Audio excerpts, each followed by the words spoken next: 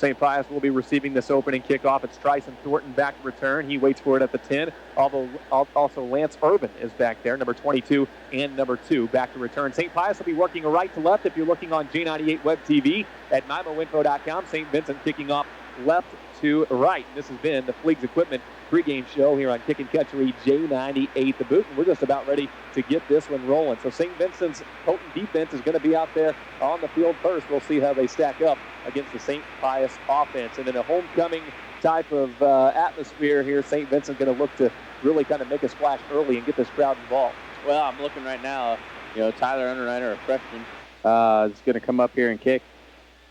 I wouldn't be surprised if Coach Sauer's got a little onside kick here planned. Just try to get the crowd into it right away, especially if you can cover it.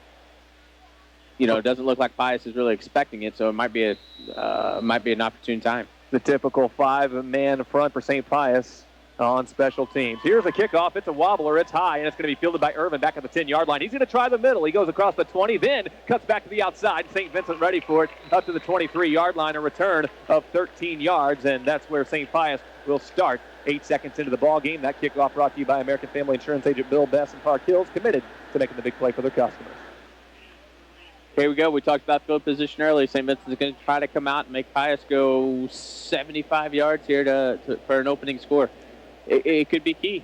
Let's see what Pius has got. Let's see how physical those front 4 or 5 are going to be for Pius. Officially, it's a 15-yard return for Irvin. First down and 10 from the 25, and St. Pius will start with split backs in the backfield and one receiver out to the right side. Under center, it's Mickey Caroli, the sophomore quarterback. He takes the snap and hands it off up the middle, and the hole opens up, and this is Filer breaking away on the first play for scrimmage. Cross the 50, 40, 30, 20, 10, just like that. Chris Filer, 75 yards and a score. St. Pius 6, St. Vincent nothing.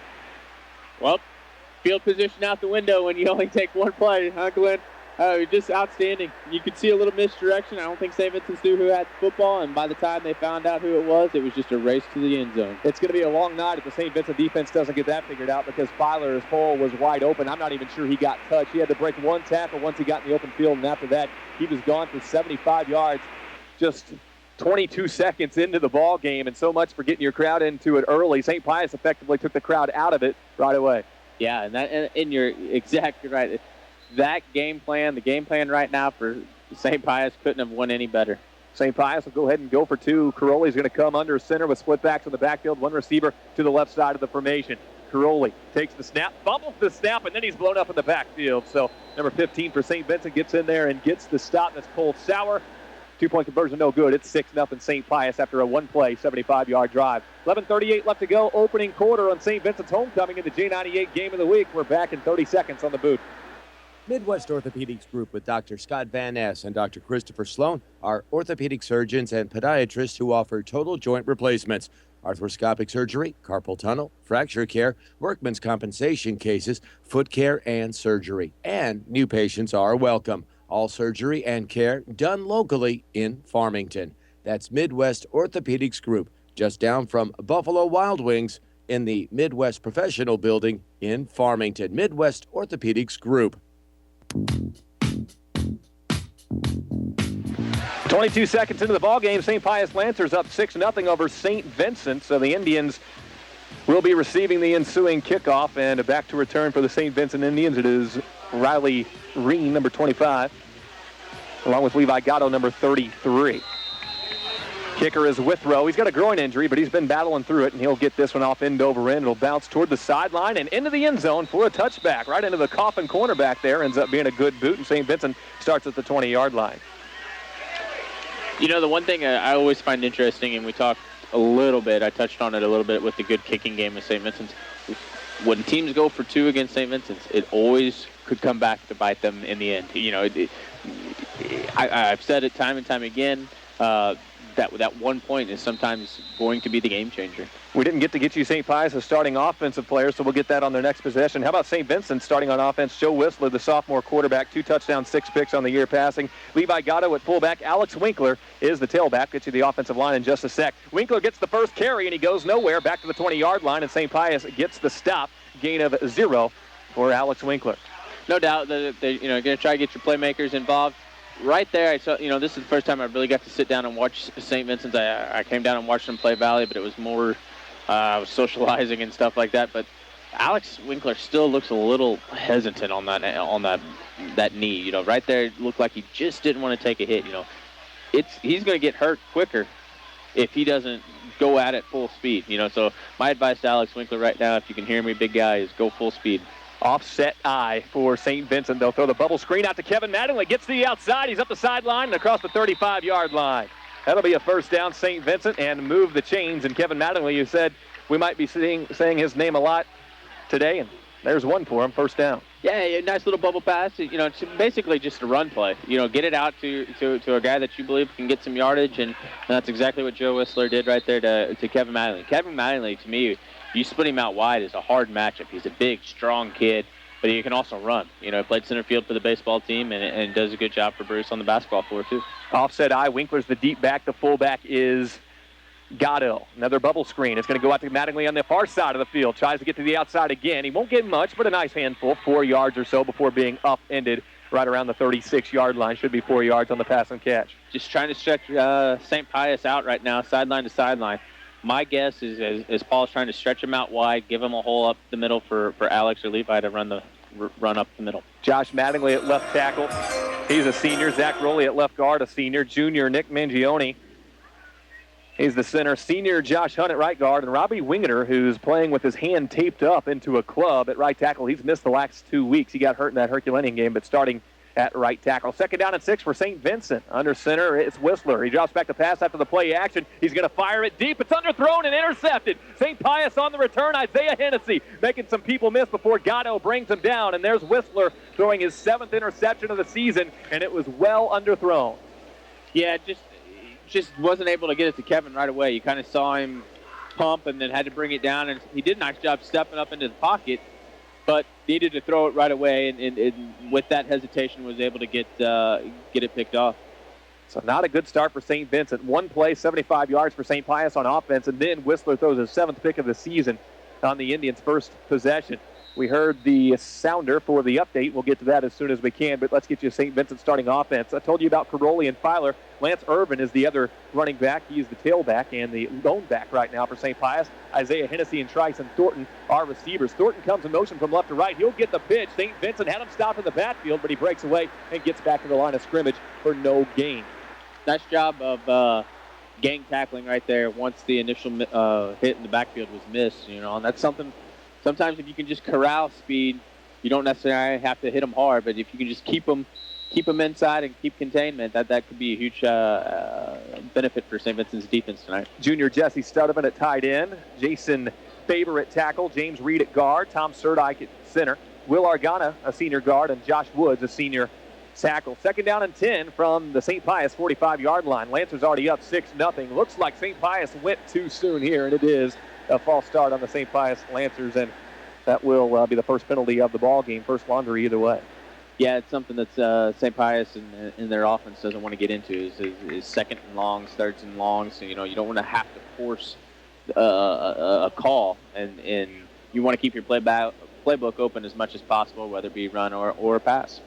So 5 yards on St. Pius, make it second down and 15, and back at the 40-yard line.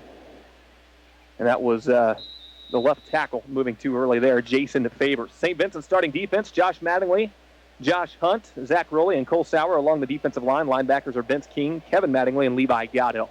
There's the snap, handoff up the middle. This is Filer again. Actually, no, it's Urban. And Urban, maybe a handful, couple yards, maybe 3. But it's going to be third down and long coming up, and now the crowd's starting to get back into it after St. Vincent has made a couple stops. Yeah, you're right. Now if you're St. Vincent, you pin your ears back and try to make something happen, whether it be an interception or a sack or something along those lines. You go after the quarterback here. You know it's third and long. You know they're probably going to be throwing it. And if they don't, you got to stop the run. You got to be able to tackle and get the ball back right here. Third down, 14 from the 41-yard line. St. Pius has Caroli under center. It's a straight drop back, and he'll swing it out to the left side. Filer, and a nice open field tackle with Colt Sauer again. He comes up and makes the stop. Not much on that one. Fourth down and long coming up, and we'll see a punt, most likely from the St. Pius Lancers. Really good job on Colt Sauer not biting into the screenplay there. He could have went after the quarterback, realized it really quick, and was able to lock eyes on the receiver. And nice job by Cole. Cole Steinbacher also gets the start. Alex Winkler and Zach Heberly in that defensive backfield, and they rotate Carroll in there as well in that secondary.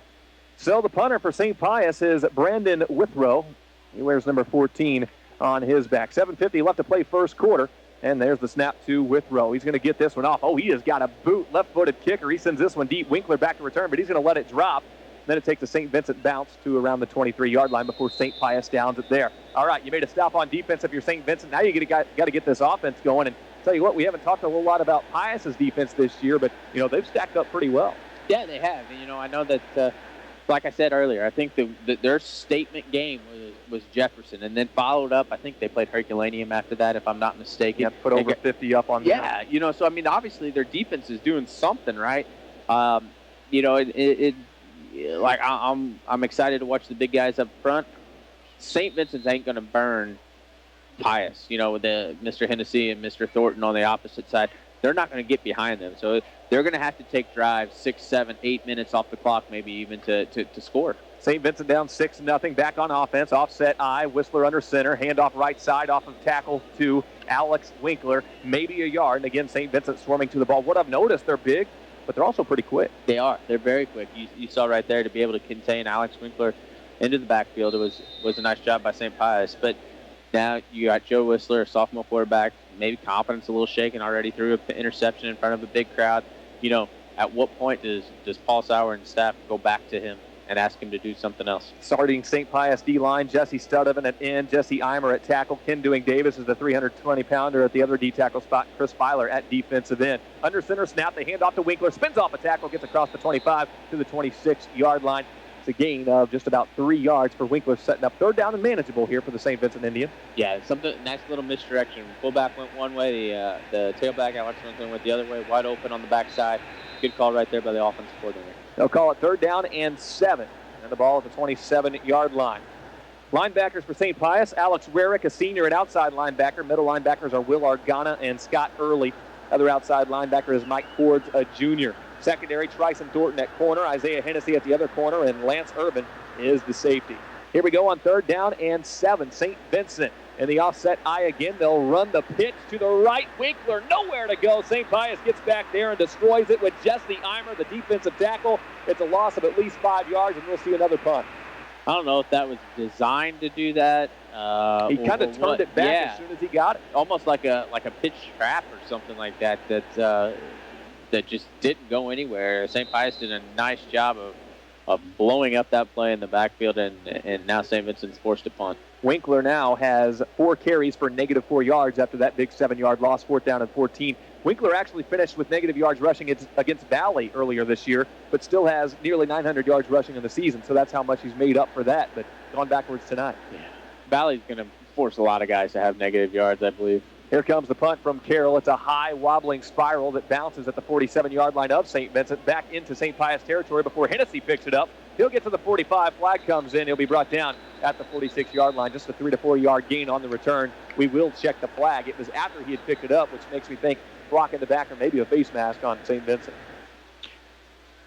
Good field position for Pius. We talked about that earlier in the year, earlier in this in the broadcast. But this penalty could cost them 5 or 10 more. We do have, I was just going to say, we do have an update queued up and ready to go from Luke Turnbow in Crystal City. We'll get to that update real quick right here on J98. Well, the Herculaneum Black Cats have jumped out in front in this football game against the Crystal City Hornets. Crystal City took the early 7-0 lead, but Herculaneum has scored 14 unanswered points.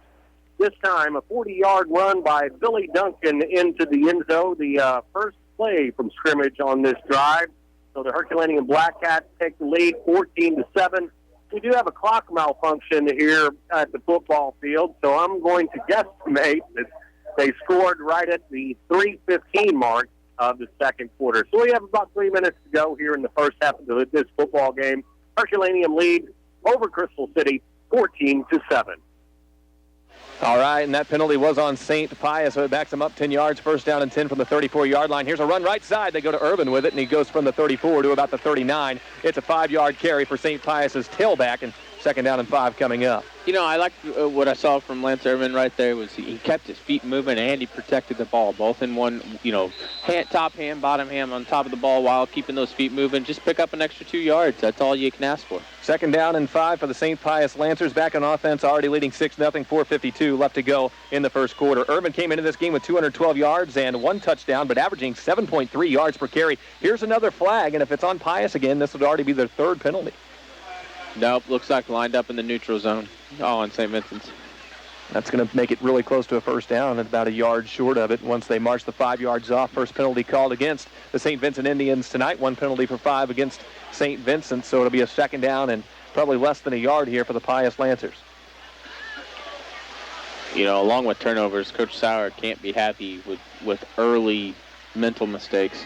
I always remember his pregame talk and in homecoming is weather the storm that first quarter. Once that first quarter goes down, your emotions, your adrenaline kind of checks back into place too. Second down and inches. It's a play fake bootleg rollout for Mickey Caroli. And Caroli, I'm not sure he's going to get the first down.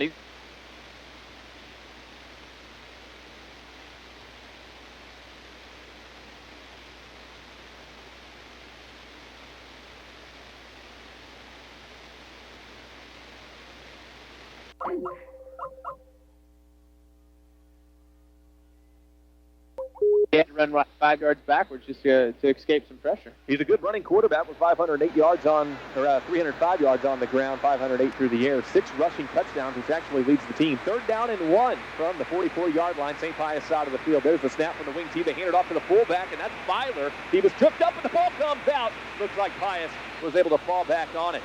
He tried to get those 2 extra yards, Dusty, and that's when somebody ripped the ball out of there, but Pius falls on it, and it is a first down. Yep, instead of just going down, being happy with the first down right there, he tried to spin out of that tackle, and a helmet from the St. Vincent Indian player came in, knocked the ball loose, but good job by Pius finding the ball and just falling on top. It was Drennan who fell on it for St. Pius. Number 27, Drew Drennan, a 5'9" senior, heads up play. First down and 10 from the 48, still on the Lancers side of the field. One receiver is out left as St. Pius works back on the wing tee, and it is Caroli coming under center with split back. There's the snap to Caroli. Hands off to the right side. It's Irvin, and Irvin with a hesitation move watched his blocks, but then driven back by Levi Gatto. A gain of a couple off the right side. Yeah, Levi Gatto comes in and kind of gets the final nail in the coffin right there, but I think he was originally tackled there by Kevin Mattingly, a guy that we want to say a lot if you're an Indians fan, offensively and defensively. You don't want to have to get them to Cole Steinbecker and those names because that means they're getting to the secondary. 3 carries, 8 yards for Irvin. For Filer, though, 2 carries and 81 yards. Second down and 9 at the St. Pius 49-yard line. One receiver out left for Pius. That is Alex Rarick. They've been moving around those wide receivers. There's the snap, and a handoff goes up the middle to Filer, and St. Vincent gets in there and gets the stop. It's 67, Josh Hunt with the tackle, and no gain for Filer.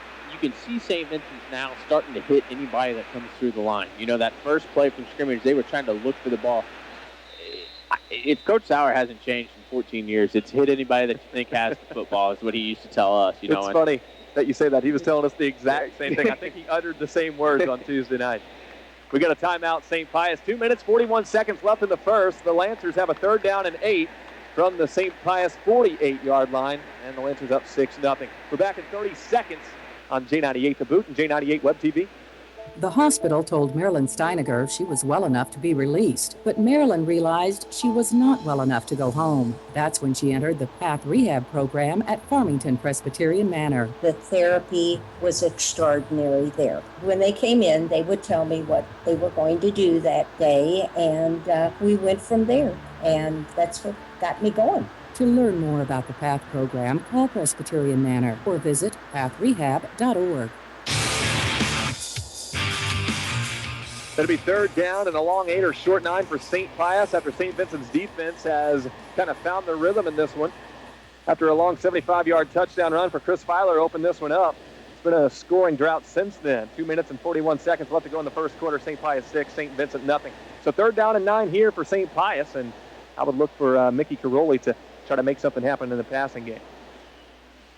Yeah, you need right now. We talked a little bit about adrenaline. You can see St. Vincent starting to settle in right now, and you hate to think that first play from scrimmage is going to cost the Indians this game. Hopefully not.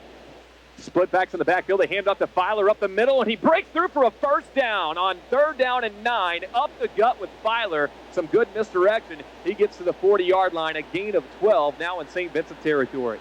You don't like that in any situation, but you especially don't like that coming out of a timeout. You know that Coach Sauer and his staff just told them, make sure we find the football. And right there, it was too easy for Filer to get up 4 or 5 yards, and then he did the rest after that. Rarick is the receiver to the right as St. Pius is going to spread him out. Trips to the right now with one back in the backfield. And Crowley from the shotgun from the 40-yard line of St. Vincent. Mickey Crowley takes the snap, hands it off to the near side. This is Tryson Thornton, the sophomore, and he is blown backwards. It's Levi Gatto. Hunt was there as well, but Gatto led the charge, and that was a brilliant form tackle.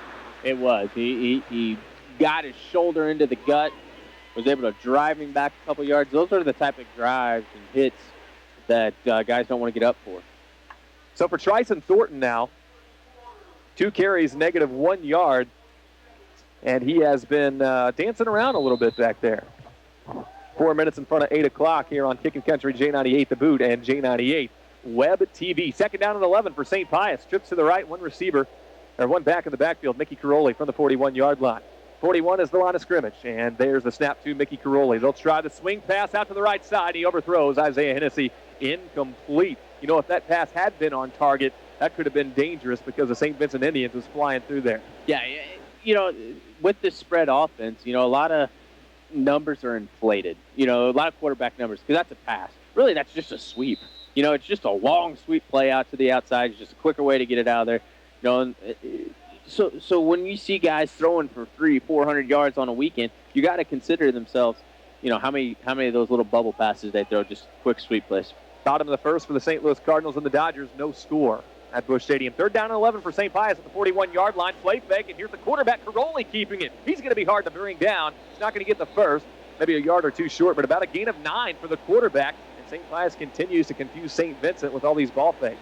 Yeah, and that's, you know, you jokingly said, I don't know if we were on the air, but Coach Sauer always talked about blowing everybody up or seeing what you see. And right now, we're trying to find the football. Just hit somebody. And I guarantee that's going to be a speech here at the end of the first quarter or whenever he can pull them over here. Hit somebody. Hit everybody. Just make sure we're finding the football. Sean McDowell lined up as a receiver to the left. 3 receivers to the left from the shotgun again. Caroli, 4th down and 4 from the 33-yard line. There's the shotgun snap, play fake, and it's the quarterback keeping it up the middle. This time he's not getting it. St. Vincent pinched him in on the D-line and read the play fake beautifully. A yard or two, but 2 yards short of the first down for Mickey Caroli. And that's right there. Right there, they hit the running back, and then they went and found the quarterback too. So, you know, that's the last guy you want to hit his quarterback, especially if he doesn't have the football. But a good job right there, good chance, good stand for the Indians right there, and they get the ball back right here at the end of the first quarter. Top of the Bluff leading Farmington 21-0 over on AM 800 KREI. That in the second quarter. Hillsborough over DeSoto 24-7. Hillsborough trying to share the conference title in the red division of the MAFC.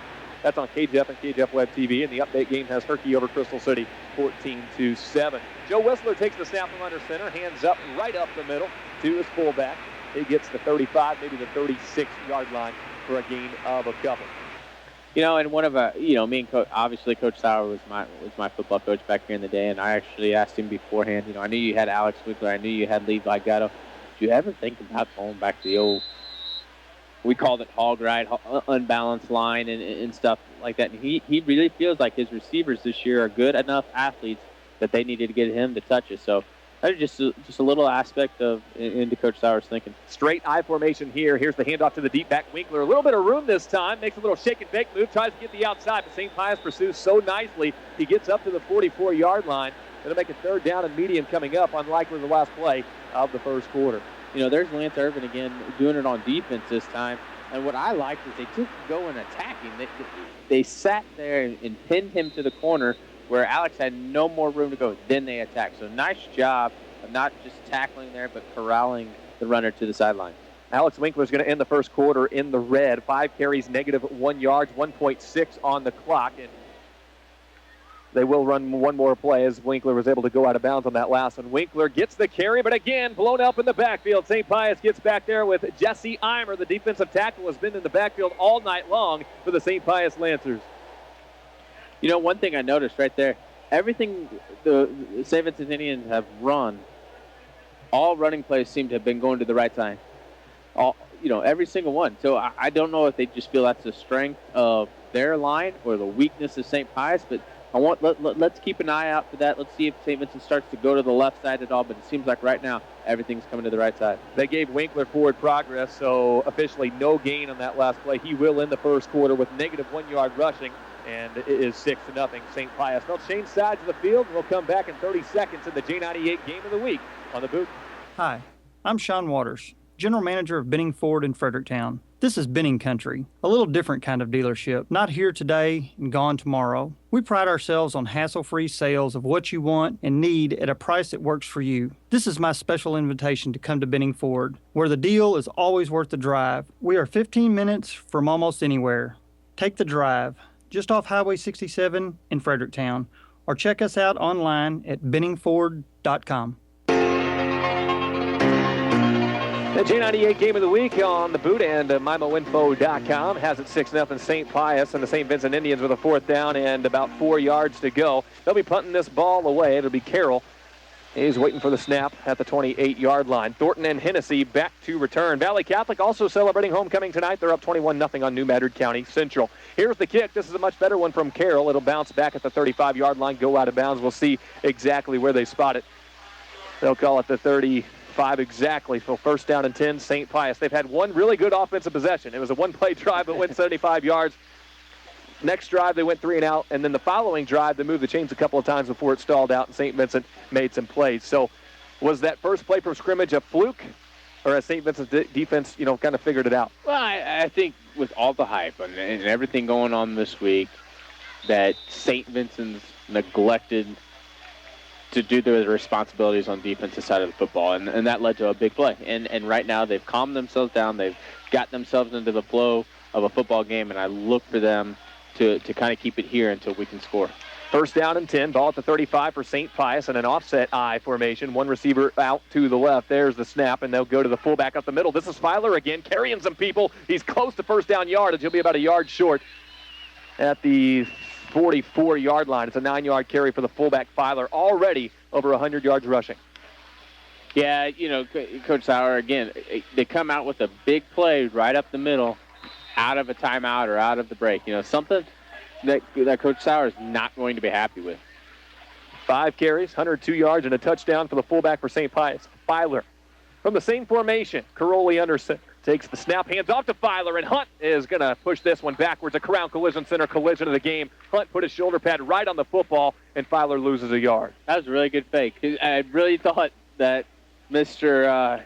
Lance Irvin had the football going around on the outside, so when you said he was going up the middle, I had to take a double take. But, that's the success of St. Pius is hiding that football. And you would think with a white uniform it would be easier to see, but right now St. Vincent's having a hard time finding the football in the backfield. Tell you who wasn't faked out, Josh Hunt, defensive tackle, because he got back there and stuck that one. Third down and call it 2 from the 43-yard line. Here's Caroli keeping it to the right side. St. Vincent, Colt Sauer gets back there, and then the cavalry arrives. They'll stop it at the 42-yard line, a loss of a yard. And we're seeing at times St. Vincent read it very well, and at other times not so much. Caroli had no chance right there. Colt Sauer did an excellent job of pursuit. Got into the backfield and then found the football. Noticed that nobody else had it. He went and found the first guy he saw, which was the quarterback, and brought him down there. But a nice job of pursuing on the play right there by Colt Sauer. Well, St. Vincent has struggled a bit on offense this season. It's shown in this game. They have had trouble getting anything going, but the defense has answered the bell now, down 6-0. St. Pius is going to have to punt this one away. It'll be Winkler waiting for it back at the 30-yard line. And Withrow is going to take the snap right at the 27. 9 minutes, 57 seconds left to go first half, 6-0. St. Pius. There's the snap. Withrow will get it off just before Hunt gets there to block it, but it's a high end-over-end kick straight up in the air. Bounces backwards at the 50. This is a St. Vincent roll and then picked up. It's Levi Gatto up the sideline. Heads up play for Gatto. A punt return for a touchdown. St. Pius stayed away from it, and that was disaster for the Lancers. I could tell Levi Gatto was looking around like, really? Nobody's going to wide open, and he went the distance. How far you think that went? That bounced at the 50 and rolled back somewhere around the 40-yard line before Gatto picked it up. I call it, I guess, a 40-yard return. And the punt only went about 15 yards in the air. Yeah, I mean, it was a terrible kick. Good job by number 67 of St. Vincent's getting in there and not interfering with the punter. The ball takes the St. Vincent's bounce. Levi Gatto heads up play right there and goes the distance again. So St. Vincent has tied the game 6-6, and now on for the extra point for the home team is Zach Heberly. Zach Heberly looking to put this one through. He gets a leg into it, but it's blocked, and the score will stay tied 6-6. 9:35 left to go first half. We're tied up on the St. Vincent Indians homecoming in the G98 game of the week. We're back in a minute on the boot. When it comes to building, remodeling, or any job you need to get done, you're sure to find what you need at Potosi Lumber Company. At Potosi Lumber, you'll find a full line of DeWalt power tools, including cordless drills, reciprocating saws, circular saws, and rotary hammers for that big job. Remember that Potosi Lumber also carries Wrangler and John Deere clothing for men, women, and children. And if you're looking for wallpaper and accessories, they stock those items too. Potosi Lumber Company, Highway 21, 1 mile north of Potosi. One thing is for certain, nothing can take the place of your loved one. However, there is something that can preserve their memory in a way that shows your pride and love for them. A personalized memorial from Brewer Monument family, owned and operated. Brewer Monument offers different choices of granite to suit your likes and needs. Find the right memorial for your loved one at Brewer Monument in Perryville. After all, memories last forever. That's Brewer Monument, 111 West Street in Perryville. 1-877-547-2323. KTJJ Farmington, Festus, Crystal City, St. Genevieve. The Boot. Well, it was a special teams lapse for St. Pius that allowed Levi Gatto to return a punt 40 yards for a touchdown. Now St. Pius on the ensuing kickoff. It's Isaiah Hennessy fielding it at the 15. He'll try the outside. They're trying to wrap him up, but he's not going down. He'll get across the 30 to about the 31-yard line. So a return of around 16 yards for Isaiah Hennessy. He's quick, but St. Vincent, you can see they're concerned with kind of bottling him up. He's going to get some yards, but they're not letting him get to the outside right now. Yeah, one thing I get asked constantly is why St. Vincent's always have good kickers. Why does their special teams play always very solid? They work on it. First 20 minutes of practice every day is we go through each and every special teams situation possible, really. And Coach Sauer does a good job and knows that time sometimes can win and lose a game, and obviously Levi got it right there. Tied up 6 apiece. St. Pius with the football at their own 30-yard line. Caroli hands it off up the middle to the fullback. He'll push the pile across for 2 yards to the 37-yard line. And once they all get up off of him, I'll tell you who it was. Was it Filer again? Yes, it was. Just a good job right there. It looks like St. Vincent's finally starting to settle in and play good hard-nosed football right here. And, I think this is a crucial 4 downs right here. If they can get a 3 and out and really have the momentum going their way, could be a big swing and shift in the momentum. Under 9 minutes to play in the first half. Caroli comes under center, split backs in the backfield directly behind him. One receiver is out to the right side. There's the snap and the handoff. It's a reverse play coming near side is Tennessee. St. Vincent ready for it again. Indians get back there. This time it's Alex Winkler. He came up from the far side and tracked that one down on the reverse. Good job right there by just staying in your lane. I know coaches here at St. Vincent's preach that. Just do your job. Don't worry about anybody else's job. Do your job and we'll be okay. But right now I'm starting to see a lot of the seniors starting to step up for St. Vincent's. Levi Gatto, Alex Winkler, making sure that they can do their part to make sure that they're going to get a victory here tonight on homecoming. Isaiah Hennessy lost 3 yards, so 3rd down and 12 from the 29-yard line. St. Pius goes back to work, and they will spread them out. Twins to the left, twins to the right. Tryson Thornton is the back, flanking Caroli to the right. From the shotgun, there's the snap to Caroli. Drops back, steps up the pocket. He'll fire it deep and has a man, but overthrows him. He looks for Hennessy. Winkler coming over in the late coverage, but had that pass been on target, you're looking at maybe a 71-yard touchdown pass. Caroli just right there, just thrown to a spot. Drop back and throw. I mean, that's just something. He gets it high enough and lets Tennessee try to run underneath it right there and hope that the defense is beat. But St. Vincent's got a break there and it was incomplete. Let's go back to that punt because we're going to see another one. It was a high kick that, again, only traveled about 15 yards in the air, then took a bad bounce for St. Pius. And I think the high kick kind of threw off the Lancers thinking, what do we do here? Do we go down the ball? And they kind of thought they should stay away, and Gatto took advantage of it. Yeah, it's going to be interesting. Let's see if we can get some. There's the kick. Again, it's not going to have much distance on. It's a high spiral, and St. Pius is going to go ahead and go down this one at the 47-yard line. But again, St. Pius's punter, who has been dealing with a groin injury this year, Withrow, is not able to get much into the last 2 kicks.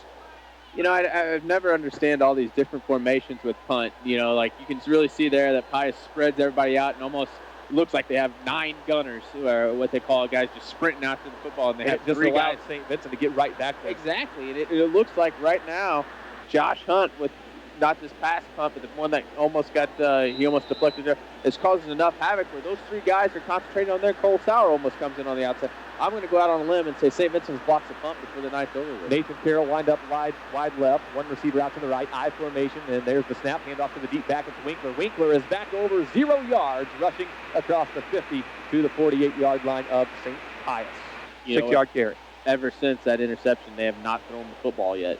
It's if Paul and his staff are going to win this football game and find a way to win this, they're going to have to get back, and they're going to at least have to show a pass here and there, even if it's just one of those elongated sweep plays, the bubble or the swing pass. And that was working with Kevin Mattingly. First 2 completions went to Mattingly for 12 and then 4 yards before the long interception. So you don't have to chuck it deep like you said, but show something in the passing game. 2nd down and 4 on the 48. There's the snap, handoff deep back. Winkler. Oh, a crowd collision, center collision of the game. He ran into his own man, but that was caused by, I believe, Jesse Eimer again. Just shoving Levi Gatto back into the play, and Winkler ran into Gatto because of that. Another crown collision, center collision of the game. No gain for Winkler. Yeah, Levi just kind of got caught on his heels right there and got popped backwards, and Alex didn't have enough time to get out of the way. But nice job by St. Pius' defense right there. Jesse Eimer, he's been playing excellent tonight. He's been in backfield quite a bit, and that time Levi Gatto unable to get a lead block on him. 3rd down and 4. 47-yard line of St. Pius. One receiver right, one receiver left. And I formation again under center. It is Joe Whistler. He'll take the snap. He'll pitch it out to Winkler. Winkler trying to find the edge. Cuts it back to the inside and back to the line of scrimmage, maybe a yard or 2 before St. Pius snuffs it out, finishes it off. And again, it's Eimer right around the football.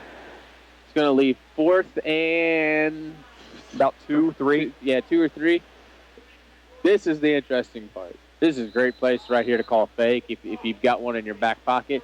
If not, and Coach likes where we're at in this situation, you play the field position game. We've got a 6-6 tie and under 6 minutes to play in the first half. Now, I know this, and I don't know a lot of people, but Nathan Carroll used to be a quarterback who's kind of the low man back. There's the snap to Carroll, or Heberly rather, and he's going to punt this one deep. Tryson Thornton picks it up at the 15-yard line. Made a man miss. He's going to try the outside, cuts back to the middle. Tryson Thornton breaks free, shows the speed to the 50, to the 40, 30. Nobody's catching him. A flag does come in. Thornton with a little bit of a showboat at the end of it. It's a touchdown. We will check the flag, but that kid is lightning quick. It looked like a clip in the back or a push in the back. I don't think right now St. Pius needs to get all excited because I believe it's coming back. And the unfortunate part of that for Tryson Thornton and the St. Pius Lancers, he was up the field and gone before that flag was thrown. This flag coming away from the play, and if it is on St. Pius like we think it is, it was an unnecessary block in the back. Man, Tryson Thornton, though, whether this stands or not, what a return that was, huh? He was gone. He hit the hole, and he was gone. Kind of reverse fields a little bit, too. It's on St. Pius, so the block in the back. St. Pius has been committing the penalties tonight. St. Vincent has only had the 1 penalty for 5 yards, but for Pius, 3 penalties, 25 yards in the ball game. We'll see where they spot it exactly. You go from the spot of the foul, and not sure where it happened. All I know is it had nothing to do with Thornton running down the field. An unnecessary block in the back for the Lancers. 6-6 tie. We've seen a punt return for a touchdown for St. Vincent. Levi Gatto getting the job done. And on the first play from scrimmage in the first quarter, it was Chris Filer running at 75 yards for a touchdown. Those are just momentum shifters, Glenn. Right there, Pius has got all the momentum. And then the next thing you know, it comes right back to St. Vincent, and St. Pius is taken out of the game. It's going to take a play like that. It's going to take big plays by Pius to beat St. Vincent. St. Vincent's going to have to methodically march the field down. So you got two different contrasted styles here. I think a low-scoring game benefits St. Vincent's, where a high-scoring game, get out and run in a little bit, is more beneficial for Pius. Twins left, one receiver right. Shotgun snap. They'll throw it over the middle. Tipped and intercepted. Here comes the return. Nathan Carroll up the sideline to the 5, to the end zone. Is he in? Late call. Touchdown, Indians. A pick 6 for St. Vincent with Nathan Carroll. Just what we were talking about, momentum shift. They get the punt called back, a pass play tip.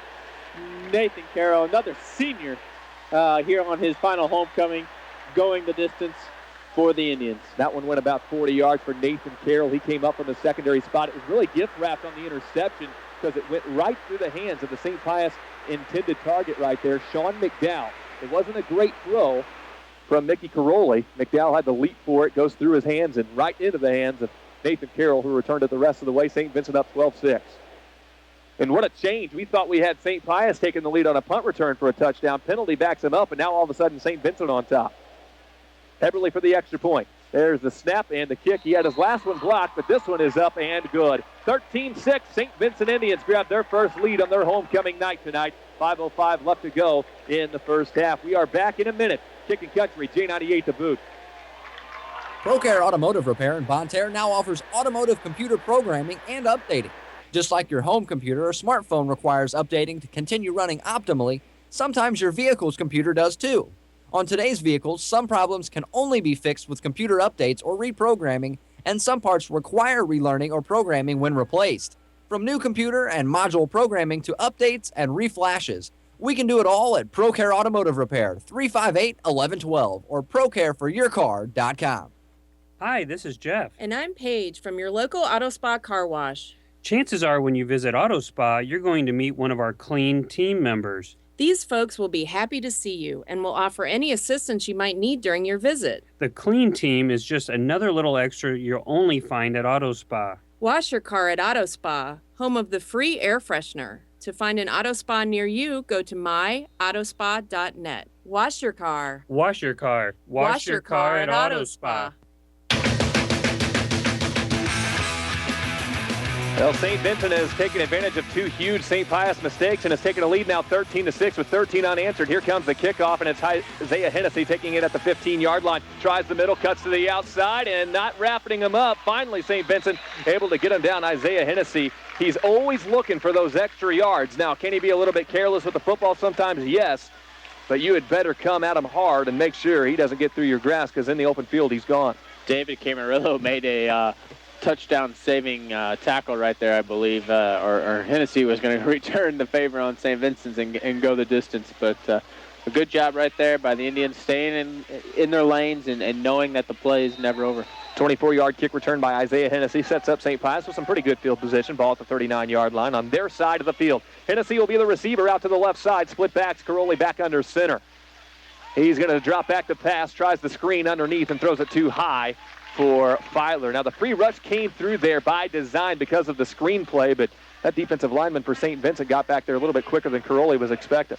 Yeah, but I like what Coach Woods did right there for St. Pius. His young man throws an interception, comes right back with a pass showing, look, kid, we got your back, and we're going to try to get you back involved in this football game. And a screenplay to try to get him some confidence. Right. Complete a short one. Yeah, something short that could maybe turn into something more. He's 1 of 5 for 1 yard and an interception tonight. So he's had a tough game, and this is a guy who's probably not used to this because he's had a great season. Right, yeah. You know, and that's a good way, like you described. Something short, boom, let's get the confidence back up and let's go. Split backs, and under center it's Caroli. Before the play gets underway, we got a flag coming in. Either St. Vincent came across or St. Pius jumped early. The Lancers have been flagged already a handful of times, and this is on delay of game. And, you know, you hate to say it, but no excuse for that. St. Vincent's one of those fields that has the play clocks really big on both sides of the field. Caroli looking right at that. Maybe that's just a sophomore mistake. Yeah, you know, we talked earlier about how Pius wasn't turning the ball over and doing things like that, and they've committed a turnover. They've killed themselves in penalties so far in the first half, Glenn, and St. Vincent has stayed away from that. Yeah, they've thrown the interception, but the penalties have not mounted up. And two huge special teams mistakes in this one. Second down and 15. Straight drop back for Caroli. He's going to fire over the middle. He took a hit. It's a deep pass. Hennessy goes up and gets it. It's incomplete, though. He came down out of bounds. Carroll back there in the coverage. How about Carroll? He's made an interception, returned for a touchdown, and stayed right with Isaiah Hennessy. He had help over the top, but on a jump ball attempt, Carroll able to break that one up just enough. I'm just looking across the field here. St. Pius fans want pass interference. There was no pass interference. Hennessy had the ball. Nathan Carroll comes in and just strips it away, basically, right there at the end. So it was a great play right there by Nathan Carroll. Almost completed a big-time play for Pius. Once the ball's in the hands of the receiver, I mean, you can pretty well do what you want. It's fair game. Yeah, I mean, it's fair game, and Nathan Carroll just a little bit stronger there. I wanted to break up that play a little bit more than Hennessy. St. Pius wants a timeout. They've got a 3rd down and 15 from the 33-yard line on their side of the field. St. Vincent has gotten all the momentum back in this game. 4:42 left to play in the first half. We'll take a 30-second break on the J98 Game of the Week on MyMoInfo.com and J98 The Boot. County Do-It Center can save you money and energy while enhancing the look of your home. A Larson storm door can increase your entry's energy efficiency by up to 80%. Choose the door that fits your lifestyle and take advantage of the $15 mail-in rebate available only from Larson for a limited time. All Larson storm doors are quality built with energy efficiency in mind. Now is the time to save at County Do-It Center. 2 locations to serve you, Bloomsdale and St. Genevieve. Be wise and weatherize today. It's a 13-6 ball game. St. Vincent on top of St. Pius for the Indians homecoming tonight. 4:42 left to play first half on J98 and J98 Web TV. Again, you can watch this game at MyMoInfo.com, courtesy of Jack Sadler and J98 Web TV. It's a 3rd down and 15 for St. Pius as they come back to the line after the timeout. St. Pius has burned their 2nd timeout of the evening. Big third down play. Oh, sorry, Glenn. A big 3rd down play right here for St. Vincent. You could get the ball back with some time to score maybe one more time before half. Twins to the right here, one receiver to the left. Looks like St. Vincent maybe got a little bit too ahead of themselves coming across here. A D lineman flinched. Did he come across the line, though? I didn't think he did. Now, unlike in the NFL, you can't come across and then get back. Once you come across, it's 5 yards on you, but St. Pius actually, with the false start here, nobody did come across, and it's another penalty on the St. Pius Lancers. Yeah, sitting up here, we both saw Cole Sauer jump across the line there, but we didn't see the flinch that the opposing referee saw.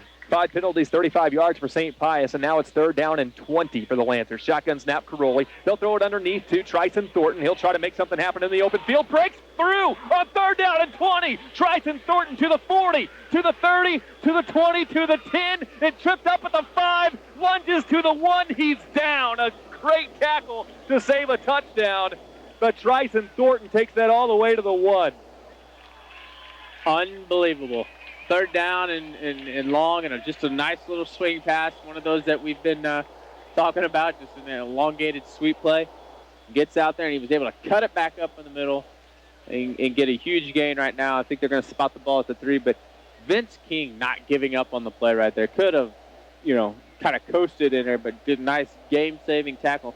What I like about that is it makes Pius take another snap. You never know in high school football what that next snap's going to bring. They didn't give Thornton that little lunge at the end. They said his knee was down before that. So it's a 69-yard pass and catch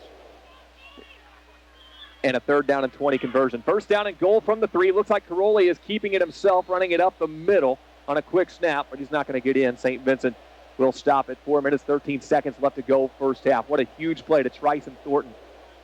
He had a punt return called back, which would have been a touchdown earlier, so he's trying to get that 6 points back. It's a 2-yard carry for Caroli. Yeah, right now, St. Pius and their special teams, has either made them or break them in this first half, and they're going to have to tone those up and get those situated at half. 2nd down and goal from the 1-yard line for St. Pius, trying to push this one across. Caroli with the split backs comes under center. Sophomore quarterback barks out the signals, hands off left side, a dive across. It's a touchdown for the St. Pius Lancers. Just checking into the game is DeAndre Riney. He gets his first carry, and it's a touchdown.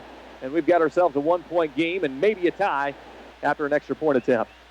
Here's where that 1 point early on we talked about, those when you go for 2 right out of the gate against St. Vincent's and you don't get it, that 1 point always comes back to haunt. Right now it looks like Pius is just going to line up. And the old, polecat is what we used to call it here at St. Vincent's, where they got all the linemen shifted to the left. Their fullback snapped it, basically, and they got a receiver over here. So, yeah, it's an overload for St. Pius to the left side. Lining up to knock this one through is Ben Linderer. And now everybody lines back up on a normal special teams extra point. This to tie with 3:37 left. There's the snap. The hold is good. The kick is a line drive. It is up and through. We're tied 13-13. A big 69-yard pass and catch from Caroli to Tryson Thornton. Set up the 1-yard touchdown run by DeAndre Riney. 13-13, 3:37 left to go first half in the J98 game of the week. We're back in a minute on the booth. At Menards, you get the lowest prices every day, plus sales too. Now during our Oktoberfest sale, save big on all of your fall project needs. Get your home's electrical appliances up and running with a Load Center by Eaton. A 20-space 100-amp main breaker load center includes 4 breakers, only $49.95. Find this and other great deals for your fall projects. Now during the Menards Oktoberfest sale. Save big money at Menards. It's Saw Days all this weekend at the Family Center Farm and Ranch Superstore. This Saturday, come out and purchase a qualifying steel chainsaw and receive a free carrying case, a free chain, and a free cap. That's a $73.99 value, free. Steel, the #1 selling brand of handheld outdoor power equipment. There's savings all over the store during Saw Days this weekend at the Family Center Farm and Ranch Superstore in Bonne Terre. Well, it's a surprise onside kick on the ensuing kickoff for the St. Pius Lancers. Bounces right off of a St. Vincent up man, and St. Pius able to recover it with 3:32 left in the first half. The Lancers are going to start at the Indian 49-yard line. Jerry Woods goes with the onside kick. Hit off Zach Rowley's shoulder pads and wasn't able to fall on top of it. Caught everybody off guard. You know, momentum's in your way.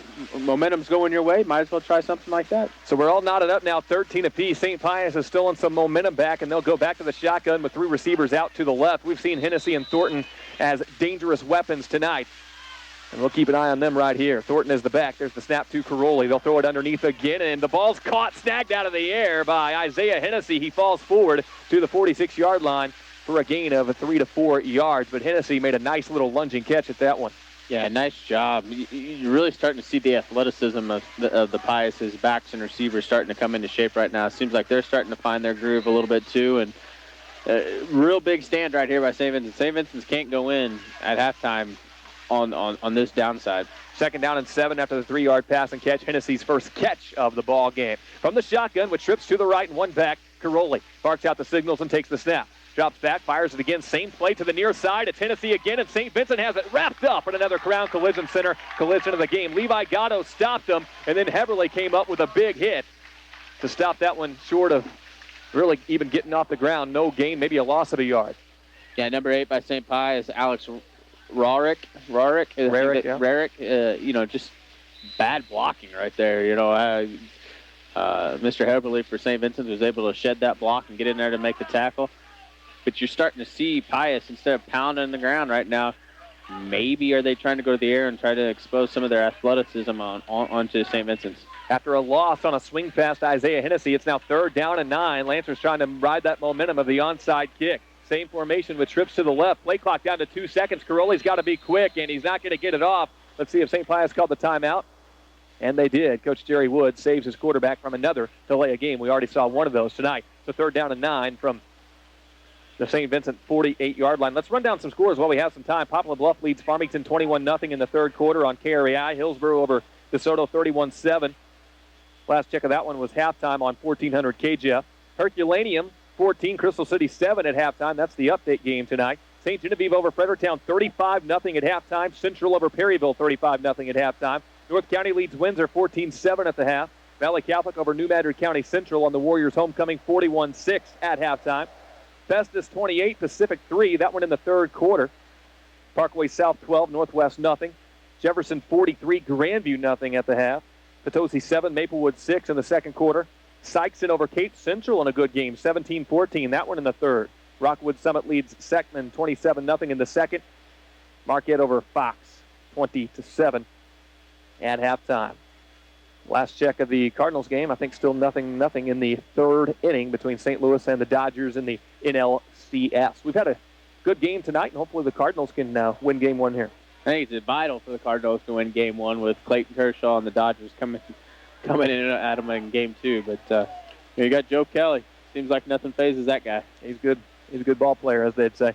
2 minutes and 4 seconds left to play in this first half. A big 3rd down and 9 for St. Pius. Ball at the St. Vincent 48-yard line. They just recovered an onside kick at the 49. They've gained a yard since then. On 3rd down, trips to the left, Caroli from the shotgun. 1 back in the backfield. And that's Irvin. Here's a pump and go pattern. He fires it deep and under, throws it. He took a big hit, and guess who delivered it? Cole Sauer. He's been all over the place. He has. He's been a huge disruption on the defensive side of things. Nice job by St. Vincent's if they can close it out here. I would assume that Mr. Wood, Coach Woods, is going to try to go for it here on fourth and 9, or is he going to send in the punt? We'll see what he does. Looks like the personnel is changing, but Cole Sauer came through there, and he altered that pass on a pump and go. He had, I believe it was Hennessy, wide open down the far sideline, but that shot he took made him underthrow that ball by a good 10 yards. So 4th down and 9 at the 48. Looks like Pius has the punt formation out there and a different punter. It's Ben Linderer going to punt it away with Withrow still battling that groin injury. Coach Woods has seen 2 questionable punts, and he's going to change the punters up. There's the snap to Linderer. He gets this one off, and this is a nice one. A high spiraling kick backs up Alex Winkler. He calls for fair catch inside the 10, somewhere down around the 5-yard line. That's a little bit more like it if you're St. Pius on special team. Where's Linderer been? Yeah, no doubt. This is a nice high spiraling punt. Had a little wobble to it, but not much, and Alex Winkler really had no other choice but to fair catch that one. Be interesting to see how Coach Sauer plays this, though, coming out of here. I look for him if he doesn't get anything on first down considerably. I look for him to take maybe even a knee and just go into halftime knowing he's got the ball coming out of the second half. It's funny because we just talked about this actually too on Tuesday night. We had a 99-yard touchdown run last week for North County, so we were talking about that. And I said, Coach, if you get the ball down by your own goal line, what are you going to do? And he said he's going to play it safe. But here we are with a spread set. Here's Joe Whistler taking the snap, handing off up the middle. Winkler! They spread him out for Winkler, and Winkler with a big gain across the 30-yard line. 23 yards. And Alex Winkler, by far, his best run of the night. I think you should play it safe more often. Just hand the ball off. Yeah, here we go. Nice job by Alex. A good offensive line. I don't want to say thrust, but just good push up there to get that hole open. And now you got to think maybe we can get some points here. You know that St. Vincent's probably got a pretty good little kicker, and maybe just try to get in the field goal range. 3 timeouts left for the Indians, too. That spread formation sure opened it up for Alex Winkler. They'll do it again with the same formation. They give it to Winkler. He runs up the middle, gets to the 35-yard line for another gain of 5. That clock's ticking with 1:25 left, and now Coach Sauer will use his first timeout. That'll give us a chance to see what's cooking in Crystal City between the Black Cats and the Hornets with Luke Turnbow. Luke, what you got for us? Third quarter just underway. Herculaneum Black Cats, they received the kickoff and their first play from scrimmage. Justin Johnson fumbles the ball. Dan Pulliam, the senior, picks it up for Crystal City and rumbles in from 29 yards out. The extra point was good. We have a tie ball game. Herculaneum 14, Crystal City 14, 11:46 to go in the third quarter.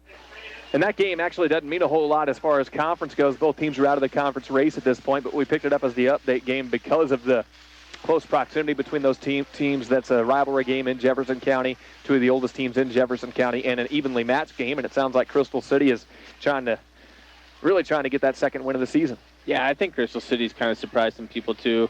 You know, they've played Valley very close in the first half and played some other good quality ball games so far this year. I think Herculaneum's probably been a little bit of a disappointment just in the aspect of the way they finished last year, being able to beat a Valley Catholic team and not to get those same momentum and get it going yet this year, but they're going to get it figured out yet. Those updates brought to you by Dunn Sporting Goods in Peevely and Rutherford and Herculaneum. So Winkler is the lone back, and the quarterback, Joe Whistler, comes back to the shotgun. Twins to the right and twins to the left. Gatto slot left. There's the snap.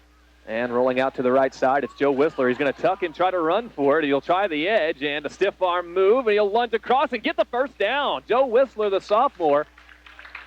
I know his uncle, Jesse Whistler, graduated with him and one of the most bruising runners to ever come through Perryville High School, and he showed some shades of the Whistler family right there and got close to a first down. You know, Joe's a good athlete. Joe's got some quickness to him, so if you give him the opportunity to run, I think they're going to say he stepped out of bounds just short. It's going to be 3rd and inches here for St. Vincent's. A 4-yard carry for Joe Whistler there. His first carry of the ball game gets him positive results. So we're down to 1:11 left to play. Shotgun snap to Joe Whistler. He'll fire a short pass out to Levi Gatto. Flag came in. Gatto across the 40 to the 45 to the 50. Lowers his shoulder, stays on his feet before being tripped up at the 46. But we'll have to check the flag on this one. That came in as soon as the snap came to Joe Whistler. There's 2 flags on the play, one in the deep backfield and one on the far sideline. Oh, both of them, it looks like, got them for false start. That'll be St. Vincent's. Just their second penalty in this first half. but it will negate a big first down pass and catch from Joe Whistler to Levi Gatto. Gatto scored in this ball game. He scored 3 touchdowns last week against Crystal City. He's now got 6 rushing touchdowns on the year. Now he's got a special teams touchdown to add to that, but a 5-yard penalty is going to make it 3rd down and a short 6 rather than the 3rd and inches they were just facing. Coach Sauer wanted an explanation on this, almost as if something that was designed in the play for St. Vincent's to be moving. You know, you can if you're in the backfield, you can have one guy moving. It's almost he really trying to get an explanation from the white cap right now. And so many things go into that, and you know, you get the illegal formation. You always got to have somebody, you know, on the line or not covered up or whatever the case may be. You got to come set when you go in motion for a certain amount of time, right. Things like that. So they called it on the far side of the formation for St. Vincent. Coach Sauer wasn't happy with it, disagreed with the call. It's now 3rd down and 6 for the Indians, and the St. Vincent team will huddle back up. And he never disagreed 14 years ago, Glenn. Never. Man, I was here for their district game, Week 10 last year against Hayti. St. Vincent was winning the whole game, and some bad bounces came their way, maybe some bad calls from the officials late in that one, and boy, he was fired up about it.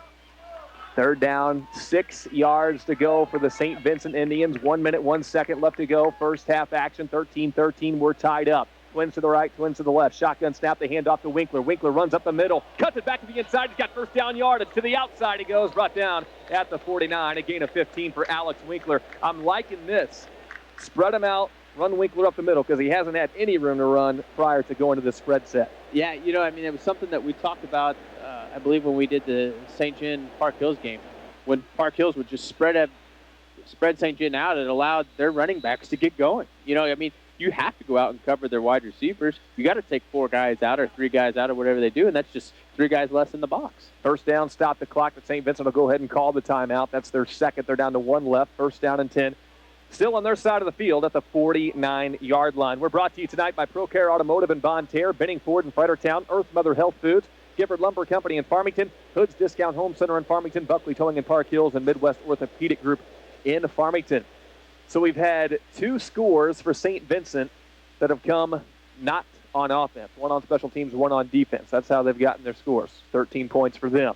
St. Pius has been able to get a couple of big plays in this game, like Dusty was talking about earlier. They had a 75-yard touchdown run, capping off a 75-yard drive. They also had a 69-yard pass, and then a 1-yard touchdown run by Ronnie. That actually capped off a 61-yard drive because of all the penalties that set them back. Both of those Pius drives are big drives in this game, which are brought to you by ProCare Automotive in Bonne Terre. But St. Vincent's offense yet to score tonight, Dusty. Maybe a chance here before halftime. Really haven't got a lot of stuff going. You know, it's been short plays. You know, this is the first real kind of drive they've been able to put together, and they're going to need to score at least 1 offense. You can't, you know, offensive touchdown. You can't expect St. Pius to keep turning it over and giving you stuff. First down and 10 from the 49, 13-13 tie. 54 seconds on the clock in the first half. Back from the shotgun, Joe Whistler with twins right, twins left. The back is Winkler. Shotgun snap. They'll throw it underneath the Levi Gatto. Sidesteps the man. Here he's across the 45 to the 40 at the first down before being brought down by Seimer. It's an 11-yard pass and catch, and the first time Whistler has completed a pass since throwing that interception. Nice job right there. I think the Coach Sauer and staff wanted like a spearing play or a late hit here, leading with the helmet, you know. But nice little quick pass, getting Joe's confidence up. You know, we talked about it on St. Pius' side, just throwing nice short passes to get the confidence up. Right now, Joe looks in command of the offense. Clock winds when they move the chains. First down and 10 from the 39-yard line. Shotgun snap to Joe Whistler. He runs left. Hole opens up. He's across the 30 to the 25 and upended at the 22-yard line. A first down run, 17 yards for Joe Whistler.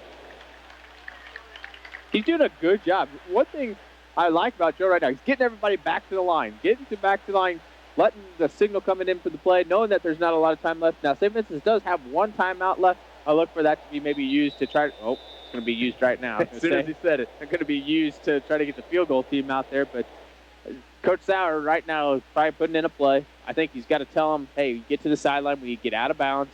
Make sure we stop that clock. If not, we got to get to the line and spike the ball.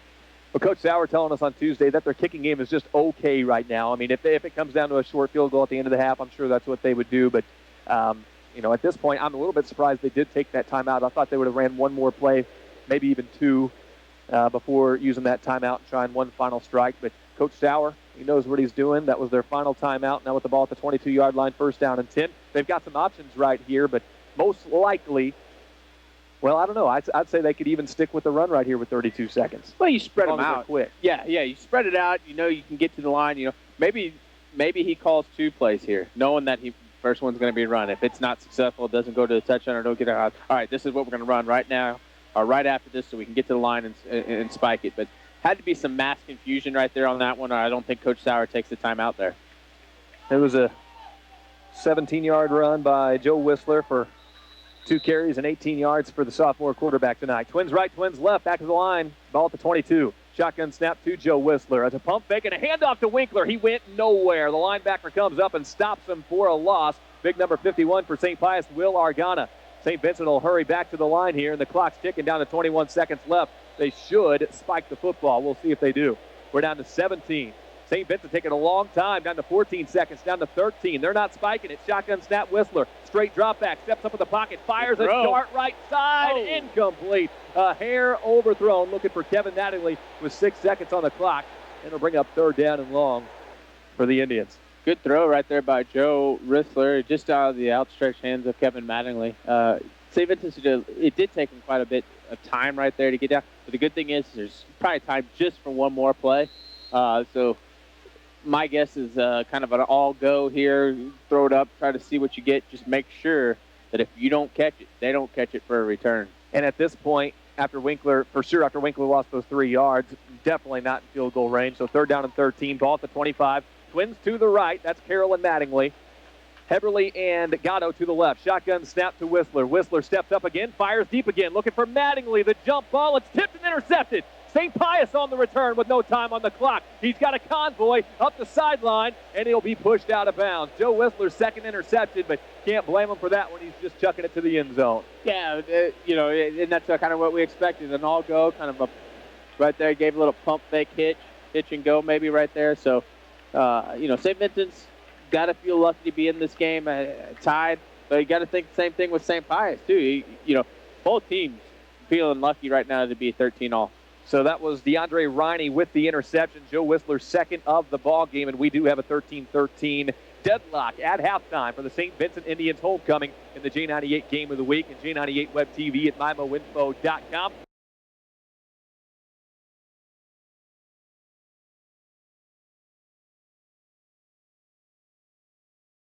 St. Pius kicking off right to left if you're looking on J98 Web TV at mymoinfo.com. St. Vincent will return, working left to right. Here's the kick from Linderer. It's a short squib kick that's going to go out of bounds, and that'll help St. Pius with the penalty.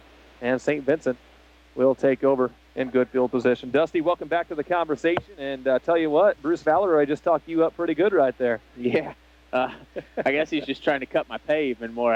Probably. but no, Bruce, said it right that, I always heard that the most respect you can always have for a former coach is still call him coach. And, I've been out for 14, it'll be 15 years next year, and it'll always be coach to me.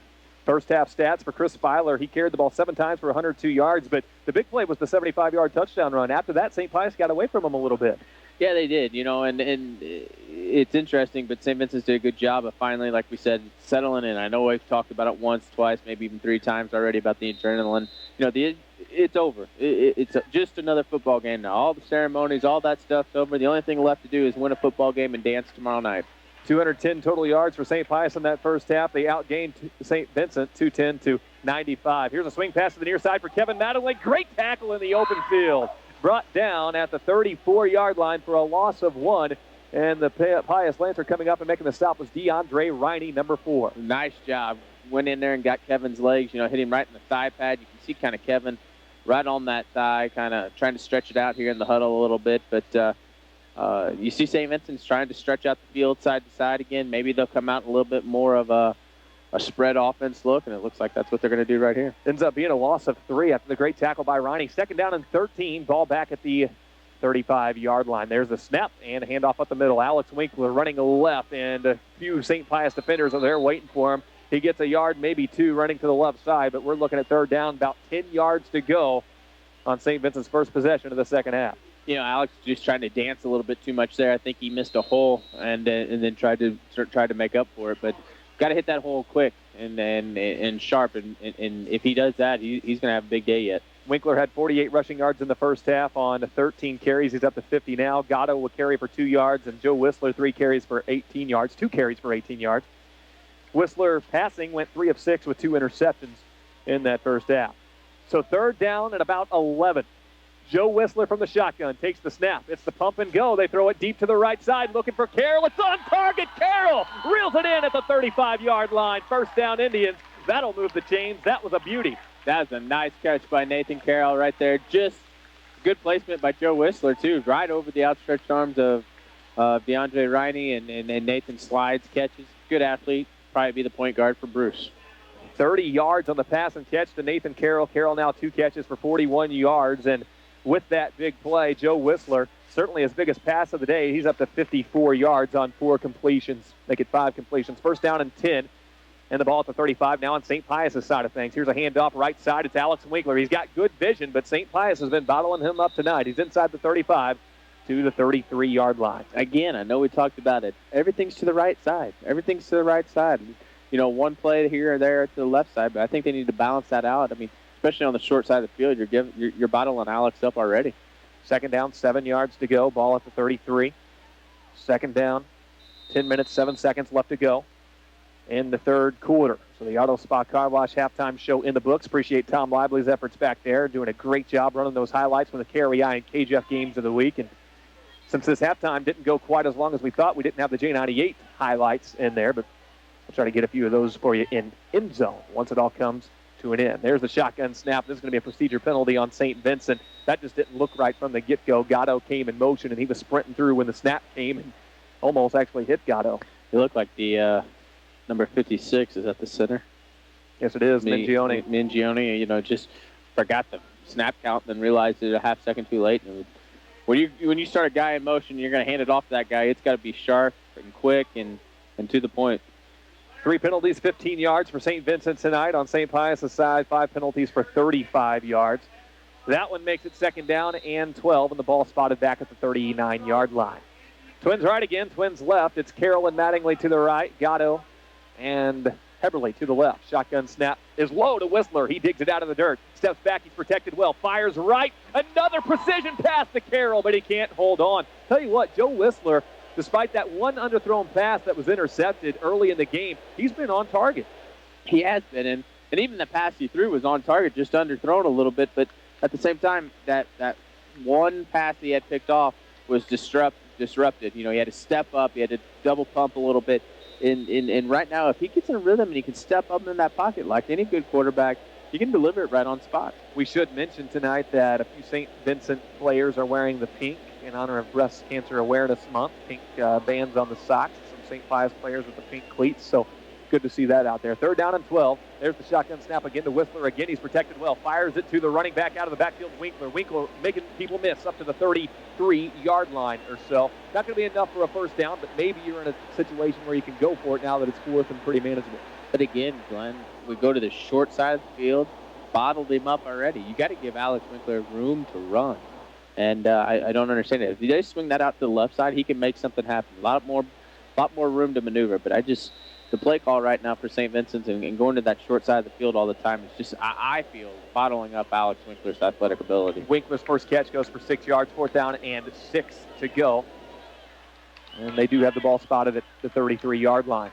So on 4th and 6, the Indians will go for it. Empty backfield, the spread look. Twins right, trips to the left. Shotgun snap, Whistler. He drops back to pass. He's under some pressure. He steps up in the pocket, rolls to the right side, upended right at the first down marker. But I don't know, from our side of the field, and we do have a bad angle, but I'm not sure he got it. I think he's about a yard too short. You know, he took a pretty good hit there, too. I wonder if that was the designed rollout or if he just, saw an opening and wasn't able to get to it. Turnover on downs, 5-yard carry. Joe Whistler now 3 carries for 23 yards. Good effort, but things were breaking down around him. First down and 10 now for the St. Pius Lancers. They hold on defense. We've had touchdowns on special teams and defense for the St. Vincent Indians tonight. Still nothing for their offense. They've had a 40-yard punt return and a 40-yard interception return. St. Vincent with a 75-yard touchdown run by Filer. That's their scoring. Shotgun snap with an empty backfield. Caroli fires it out to the right side. He has DeAndre Riney on the quick out. That's a pickup of 4 to 5 yards for St. Pius. How about that? They empty out the backfield on their first play. Well, you're going to get one-on-one matchups. And this comes down to either St. Pius thinking they're more athletic than St. Vincent or trying to get them into space to make something happen. Ronnie's first catch. That means we have an update ready to come in from Luke Turnbow. Here's a deep pass right side, way overthrown by Caroli, 5 yards out in front of Isaiah Hennessy. So an incomplete pass. It's been hot and cold for Mickey Caroli tonight. 77 yards passing now on 5 completions. Yeah, and Mr. Crowley is only a sophomore, and you can tell that by the way he's throwing the football, and you can tell by a little bit by the way, Joe, they're both sophomores, both throwing to a spot in particular, trying to lead that receiver, Empty backfield again. They throw underneath, almost intercepted. St. Vincent's defender had a chance at that one, then got hit late. Should be a personal foul on St. Pius. Man, he read that so well. Who was that sneaking up there? Looks like Vince King, who had a chance for the pick on the quick hitter on the near side of the field. Might not be a bad penalty because that might have been a pick six. It might be one of those like, all right, we'll take the penalty so it doesn't go the other way for a touchdown. We'll see exactly what they did call right there. I think was that pass interference on the offense? I think so. Didn't see the hand signal, but I think pass interference for St. Pius on offense will make it. Well, I guess you could decline the penalty and go. But make it 4th down if you decline it. And 4th down, and if you accept it, back him up. My guess is you decline this penalty and make it 4th down and 7. What a play, though, by Vince King. He read that just quick little rocket screen out to the near side, and he jumped in front of it, almost picked. If it wasn't for the offensive pass interference, it's 6 points for the Indians. Yeah, he's made 2 plays. That one right there, he could have went 6, saved the touchdown earlier that eventually led to a touchdown, but he did a nice job. St. Pius goes a 3 and out, and the Lancers are going to change personnel and bring in the punting team. Last checked, it was 2-0 Dodgers against the St. Louis Cardinals. Right now, 2-2. The Cardinals have came back and tied it in the NLCS. All right, go Cards. I think Carlos Beltran again, Mr. best postseason hitter ever. He has to be. He's all right, isn't he? 9 minutes, 31 seconds left to play in the third quarter. 4th down and 7 for St. Pius, and it's Linderer to punt. His last punt was a doozy. Let's see how this one goes for him. He is the backup punter. Here's the kick. Not quite as good, but it's a high spiral, and it's going to bounce at the 43-yard line. And it'll be down somewhere around there, right at the 43, as a matter of fact. Each time we've noticed, ever since that the return by Levi Gatto, St. Vincent has sent one more guy, 2 guys. Last time I think they sent 3. This time they had 4 guys in there almost ready to block. I think if Cole Sauer lays out there and kind of does a belly flop on the football, he may have blocked that ball. But instead, he probably does the smart thing and stands straight up and doesn't collect a roughing the kicker. They're on the verge, that's for sure. American Family Insurance agent Bill Best in Park Hills bring to our broadcast tonight, along with County Do It Center in St. John, Crown Collision Center in Farmington, and Donaldson Cycles at Park Hills. St. Vincent back to work. First down and 10 from the 43. Shotgun snap, handoff up the middle on a delay. It's Winkler. Winkler hit hard. Back to the line of scrimmage, maybe a yard. That St. Pius defensive line, led by Eimer tonight, has just destroyed everything up the middle for the most part. They're really crashing hard and doing a good job of getting themselves a yard or 2 in the back, and right now St. Vincent has got to try something different. I like the idea of spreading everybody out, but we got to get something going more north-south. Winkler, one of the best backs in the conference, 16 carries, 53 yards. He's been stifled for the most part by Pius. Here's the shotgun snap with Mattingly going in motion. He gets the carry, not going anywhere. Stutterman gets back there, makes the tackle at the 36-yard line for a loss. Flag comes in late. And try the end around with Mattingly. Again to the right side, and your right tackle's got a broken arm. He gets by him. He can't really do a whole lot. You can't hold him. So it's not going to be on 75. So somebody's got to tell him there's a left side. Robbie Wingeter is the right tackle, and he has got that big club taped around his right arm, and he's having a little bit of trouble.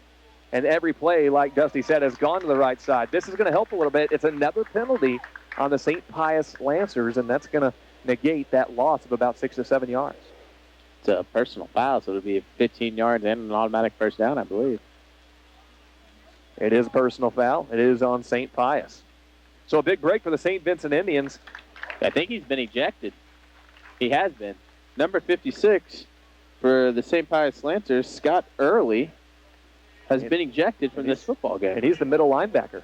So he's coming off, and did you see what he did to get ejected? I did not late see. Hit, maybe a late hit, or I'm not really sure. But to get ejected, you almost have to throw a punch or something like that, correct? I really didn't see anything. I didn't even, to be honest with you, I didn't see anything until you said something about the flag being on the ground. It came in late, 15 yards on St. Pius. They've now committed 7 penalties for 60 yards. This is a game that offensively, yardage-wise, they've been dominating.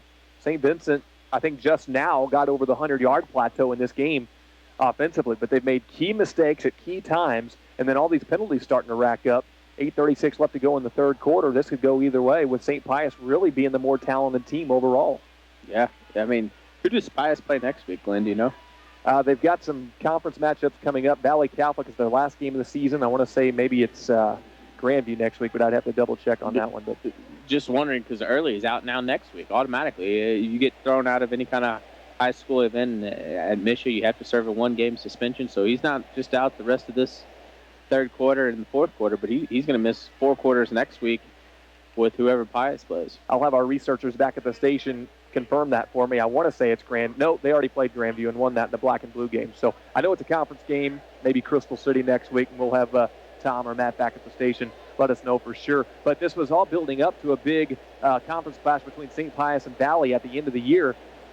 If St. Pius can stay undefeated to that point, that game basically being for the district or the conference championship. But right now it's the St. Vincent Indians on the verge of maybe knocking them off. Yeah, coming into homecoming, you knew St. Vincent's going to be fired up for this game here tonight, and you hope that they can hold on and crown their queen, and Pius hopes to crown their queen in the opposite way. Well, it was a 15-yard penalty, but they didn't give it the automatic first down. They marked off the yardage, and then the play is blown dead here for St. Vincent. So it's 3rd down and 2. Now, is Paul Sauer coming out there to say, why not first down here, guys? Or Yeah, I believe so. I think he's wanting to know why it wasn't an automatic first down.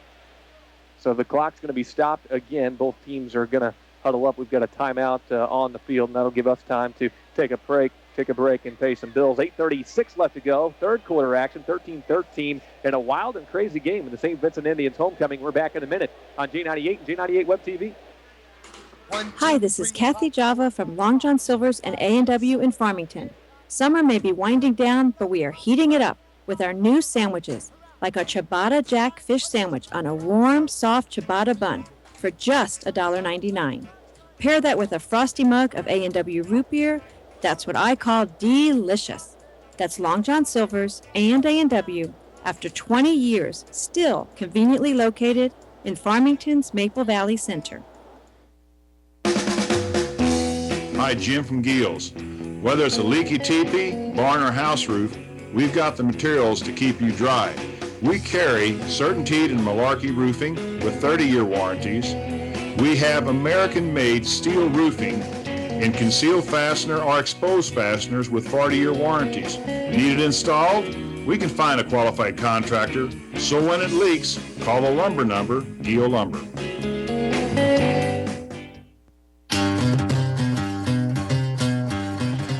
So the timeout was for a measurement. St. Vincent will stick with 3rd down and about 1 yard right here. By the way, St. Pius plays Crystal City next week, and St. Vincent takes on Jefferson, both conference games. 3rd down and 1 for St. Vincent after the penalty. Under center, here's Joe Whistler from the I formation. Handoff up the middle. Levi Gatto turns forward. Should be enough for a first down. Didn't get much, but he got what he needed. Smart play right there. Give it to the guy that you know that's going to get the first down. Your big guy. Reward him with the ball every once in a while, and Levi Gatto did exactly what he needed to do. Can you believe Gatto only has 2 carries in this game? I would think. Winkler's your guy, don't get me wrong, but Gatto, a great change of pace and a bruising runner. I would have thought he'd have more yards and more carries tonight. Yeah, but I think to some degree you kind of, it's the chicken and the egg. Do you get Gatto going and then go with Winkler, or do you get Winkler going and then bruise him a little bit here late with Gatto? We're late for an update from Luke Turnbow. We'll try to get you that as soon as we can. Here's a 1st down and 10. And the shotgun snap goes to Joe Whistler. A design quarterback keeper. It's going nowhere. Brought down again, and again it's Eimer, the defensive tackle. He is just dominating the offensive line of St. Vincent. Brings him down to the St. Vincent 49-yard line for a loss of 3 to 4 yards. It looked like a quick option play. Joe decided that he was going to try to go up the hole or go in the gap, and took one step in there and decided he was going to come back up, and that's when it kind of fell to pieces on the offense. Second down, 14 from the 49-yard line. Now back on St. Vincent's side of the field. For St. Vincent, it's been a step forward and 2 to 3 step backs tonight. It really has. Joe Melton from Hillsboro, a junior, has been injured in the KJEF game of the week, so we're getting some KJEF listeners joining us now. St. Vincent St. Pius tied up 13-13. Here's an out route pass to the near side to Heberly. Heberly tries to dive for it, and it's incomplete. Rather, it was Carroll going down and trying to get that one. Couldn't do it. Pass a little bit low and skips off the grass. Nathan did everything he could there, got his arms underneath it, and just slid right through the arms. Interesting now, it's 3rd and long here for St. Vincent's. How are they going to play it? You're going to play field position. You're going to try to go for the first down. And that injury in that Hillsboro game to Joe Melton is a major injury. Sheriff Department is on the field. They've got the backboard out on the field, and you hate to see that at any level. 3rd down and 14 for St. Vincent. Ball at their 49-yard line. Twins to the right. It's Whistler under center from the I formation. It's a play-action pass. Drops back, straight drop back. Fires a deep right side. It's overthrown and picked off for the 3rd time. DeAndre Riney gets his 2nd interception right at the 20-yard line. He'll be down there. Call it the 21. And that time, Riney had it locked down. Not real. You know, a lot of people are going to say, oh, my God, another interception. However, it acts just as a punt with no return. On 3rd and 14, yeah, why not? 3rd and 14. You know you're going to punt it if you don't get it. So that's obviously Coach Sauer's thinking right there. It's not necessarily a bad play. I respect him for trying to go for it, and he had an option, had the man open. He missed the actual, I think Heberly was open down the middle running a post route. And it hurts his stats. He now has 9 interceptions on the year, but as far as team goes on the football field, now St. Pius is back up at the 21. Under center, Caroli takes the snap, hands off right side, Irvin. He hadn't gotten a carry in this second half, and this time he goes nowhere. St. Vincent's D-line has really done a great job. Both defensive lines, I'd say St. Pius has been more dominant, but Vincent has been just as consistent tonight. Yeah, you just hope, you know, both teams not very deep in numbers and the depth chart. Yeah, they all have a too deep depth chart, but you know, really wanting to get into that sting. You wonder if the pound and ground game of Pius will come into effect later on. There's the snap. There's the handoff right side. It's Irvin again, and Irvin trying to follow some blocks. Gets up to the 25 for a gain of 3 yards. And Irvin in this game, not much. 5 carries for 13 yards. It'll be 3rd down and about 5 yards coming up for the St. Pius Lancers, the visiting team. They led 6-0. Then it was tied 6-6 before St. Vincent took a 13-6 lead. St. Pius then came back and tied it 13-13. We've been that way since midway through the first half or a little bit more. 3rd down and 6 for the St. Pius Lancers. Back to the line they come. Mickey Caroli. He's under center, split backs in the backfield. Filer and Irvin. One receiver's out to the left side. There's Caroli taking the snap. It's a play-action pass. Drops back. Fires it deep. Has Hennessy. Hennessy reels it in. He's to the 40, to the 30. Nobody's catching him. To the 20, 10, 5. Walks in for the touchdown. It's a deep strike to Isaiah Hennessy, and St. Pius grabs the lead. Again, we talked about it. St. Vincent's is going to have to use up clock in numbers of plays. They don't have that big strike ability as St. Pius has. And there it goes again. The second big play, really the 3rd big play of the game, leads to the 3rd score for St. Pius. 75-yard touchdown pass. 152 yards now passing for Mickey Caroli, and his biggest pass of the game. He had a 69-yarder earlier, but that was all Tryson Thornton on that play. This time, Caroli had to air it out, and he hit Hennessy in stride. So it's a 19-13 lead for St. Pius, 2 unanswered scores, and now Linderer for the extra point. And they've got that offset on extra point formation out there. They overload to the left and come back to the middle and set up for the extra point. Is there a particular reason why they do that? Every once in a while, what we did in high school is, you know, you have the holder. Go ahead. Field goal is up and extra good. Point, good. Yeah, Go extra point. But if you can count the numbers and get a positive number and get a quick strike with your running back over here, that we would do it. But a lot of times teams, once they see it on film, practice it, say, all right, make sure we have equal numbers here, here, and here. And if that's the case, we'll just line up and kick it. Scores 20-13, 6:11 left to go in the 3rd quarter. St. Pius on top. We've got an update ready to go from Luke Turnbow. Let's get to that right now. Herculaneum Black Cats jump out by 8 now over the Crystal City Hornets. 60 yards out. Dustin Johnson into the end zone. I believe that's his 2nd big score of the night. Earlier in the first half, he had a 70-yard run into the end zone. And this was a 70-yard drive. fourth quarter. We're going to call it the midway point of the fourth quarter because our clock is broke again, so we really don't know how much time's left in the fourth quarter. But Crystal City's still in this ball game. They have a chance. It's 28-20. We are in the fourth quarter. Herculaneum over Crystal City.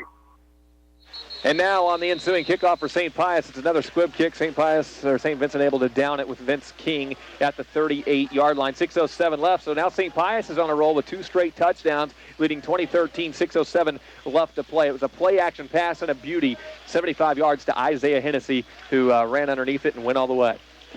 Talking to Coach Sauer earlier this week, every once in a while I could come down a little early for softball practice and peek my head into the gym and talk to him. I said, 14 years ago, we played St. Pius on my senior year, and it was 28-28 with 4 minutes to go. And we ended up winning that game 47-28. And he said, I remember. It was a wild last 4 minutes. So anything can still happen. St. Vincent's needs to come back and answer right here. Here's the snap and the handoff up the middle. Levi Gatto is going to push the pile and gets a nice yard, about 6 to 7 across the 46-yard line.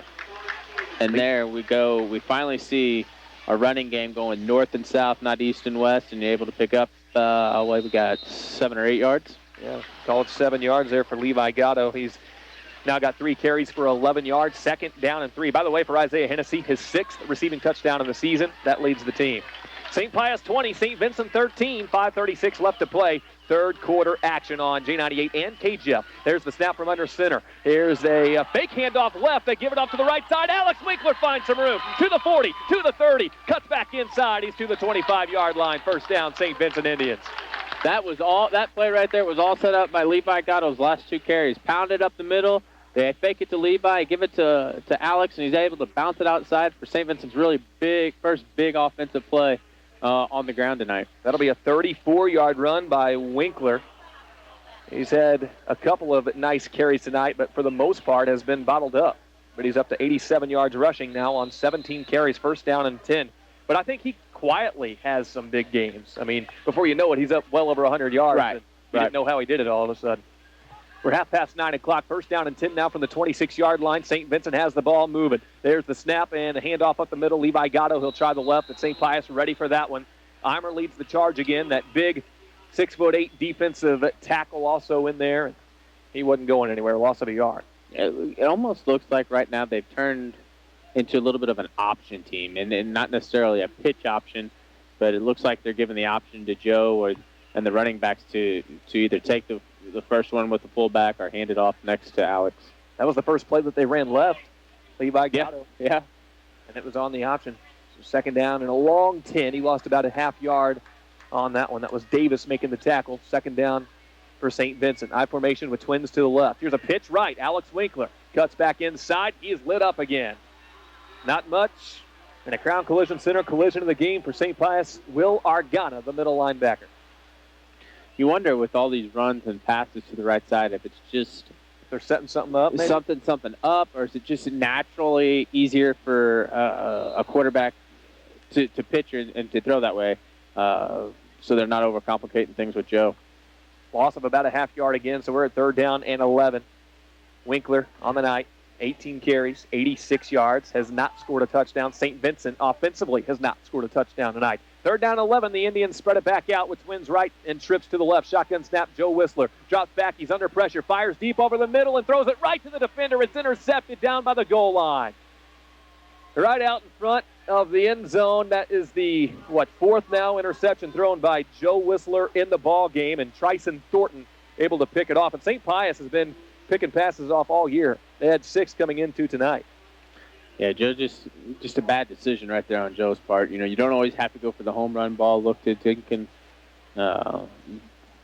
dunk a little bit. And Joe just a bad, maybe a little, I don't want to say selfishness, but a little greedy there and trying to go in for the home run. How about these defensive backs for St. Pius? I mean, they're sure-handed. That ball's coming to them, and a few times the ball's been right to them, but they're making the play.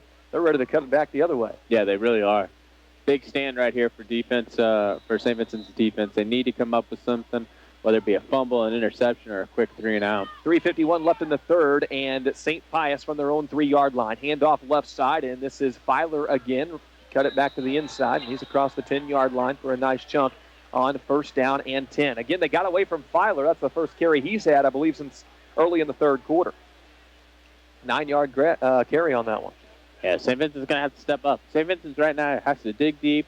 You know, if Pius is able to take this one the length of the field for whatever reason and just maybe put that final nail in the coffin. Second down and 1 here for St. Pius. So it looks like Poplar Bluff has defeated Farmington 35-7 on AM 800 KREI. So we're now regional radio, all 3 stations here on the G98 Game of the Week. St. Pius leading St. Vincent 20-13. 4 interceptions on defense tonight for St. Pius.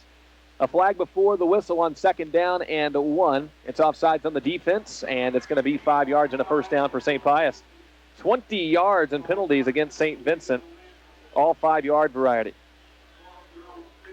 Just can't keep shooting yourselves in the foot right now if you're St. Vincent's. You know, it's hard enough overcoming turnovers and things like that. But right now you've got to stay mentally strong and mentally tough and dig and search for something deeper. First down and 10 from the 15-yard line after that 5-yard penalty. St. Pius has scored the last 2 touchdowns. It's now 20-13. We're under 3 minutes to play in the third quarter. From under center, Caroli takes the snap. He hands it off right side, faked the bootleg rolling left. It was Filer again. St. Vincent, though, ready for it. They kept the quarterback spy on him, which was Cole Sauer, but the rest of the defense pursued to the ball carrier.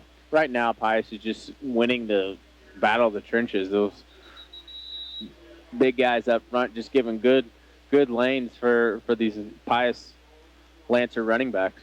Well, it was still a 5-yard carry for Filer, so he's got 9 carries, 116 yards, and a touchdown. Second down and 5, and now, although it's only a 1-score game and late in the third quarter, you can tell the Lancers have kind of gone into ball control mode, haven't they? They really have, and why wouldn't you? Like we talked earlier, you know, St. Vincent really doesn't have that big play capability. Yeah, we've seen a couple here and there, but nothing on a consistent basis. And it's almost like Pius sets you up.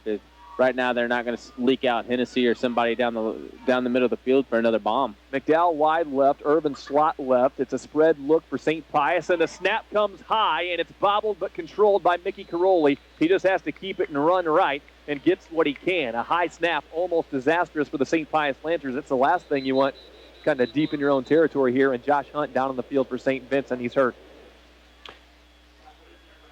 Yeah, but right there, I mean, he's still able to fall forward or pick up a couple yards was Pius's quarterback. And St. Vincent's got to capitalize on that. They got to make sure that stays in the negative right there.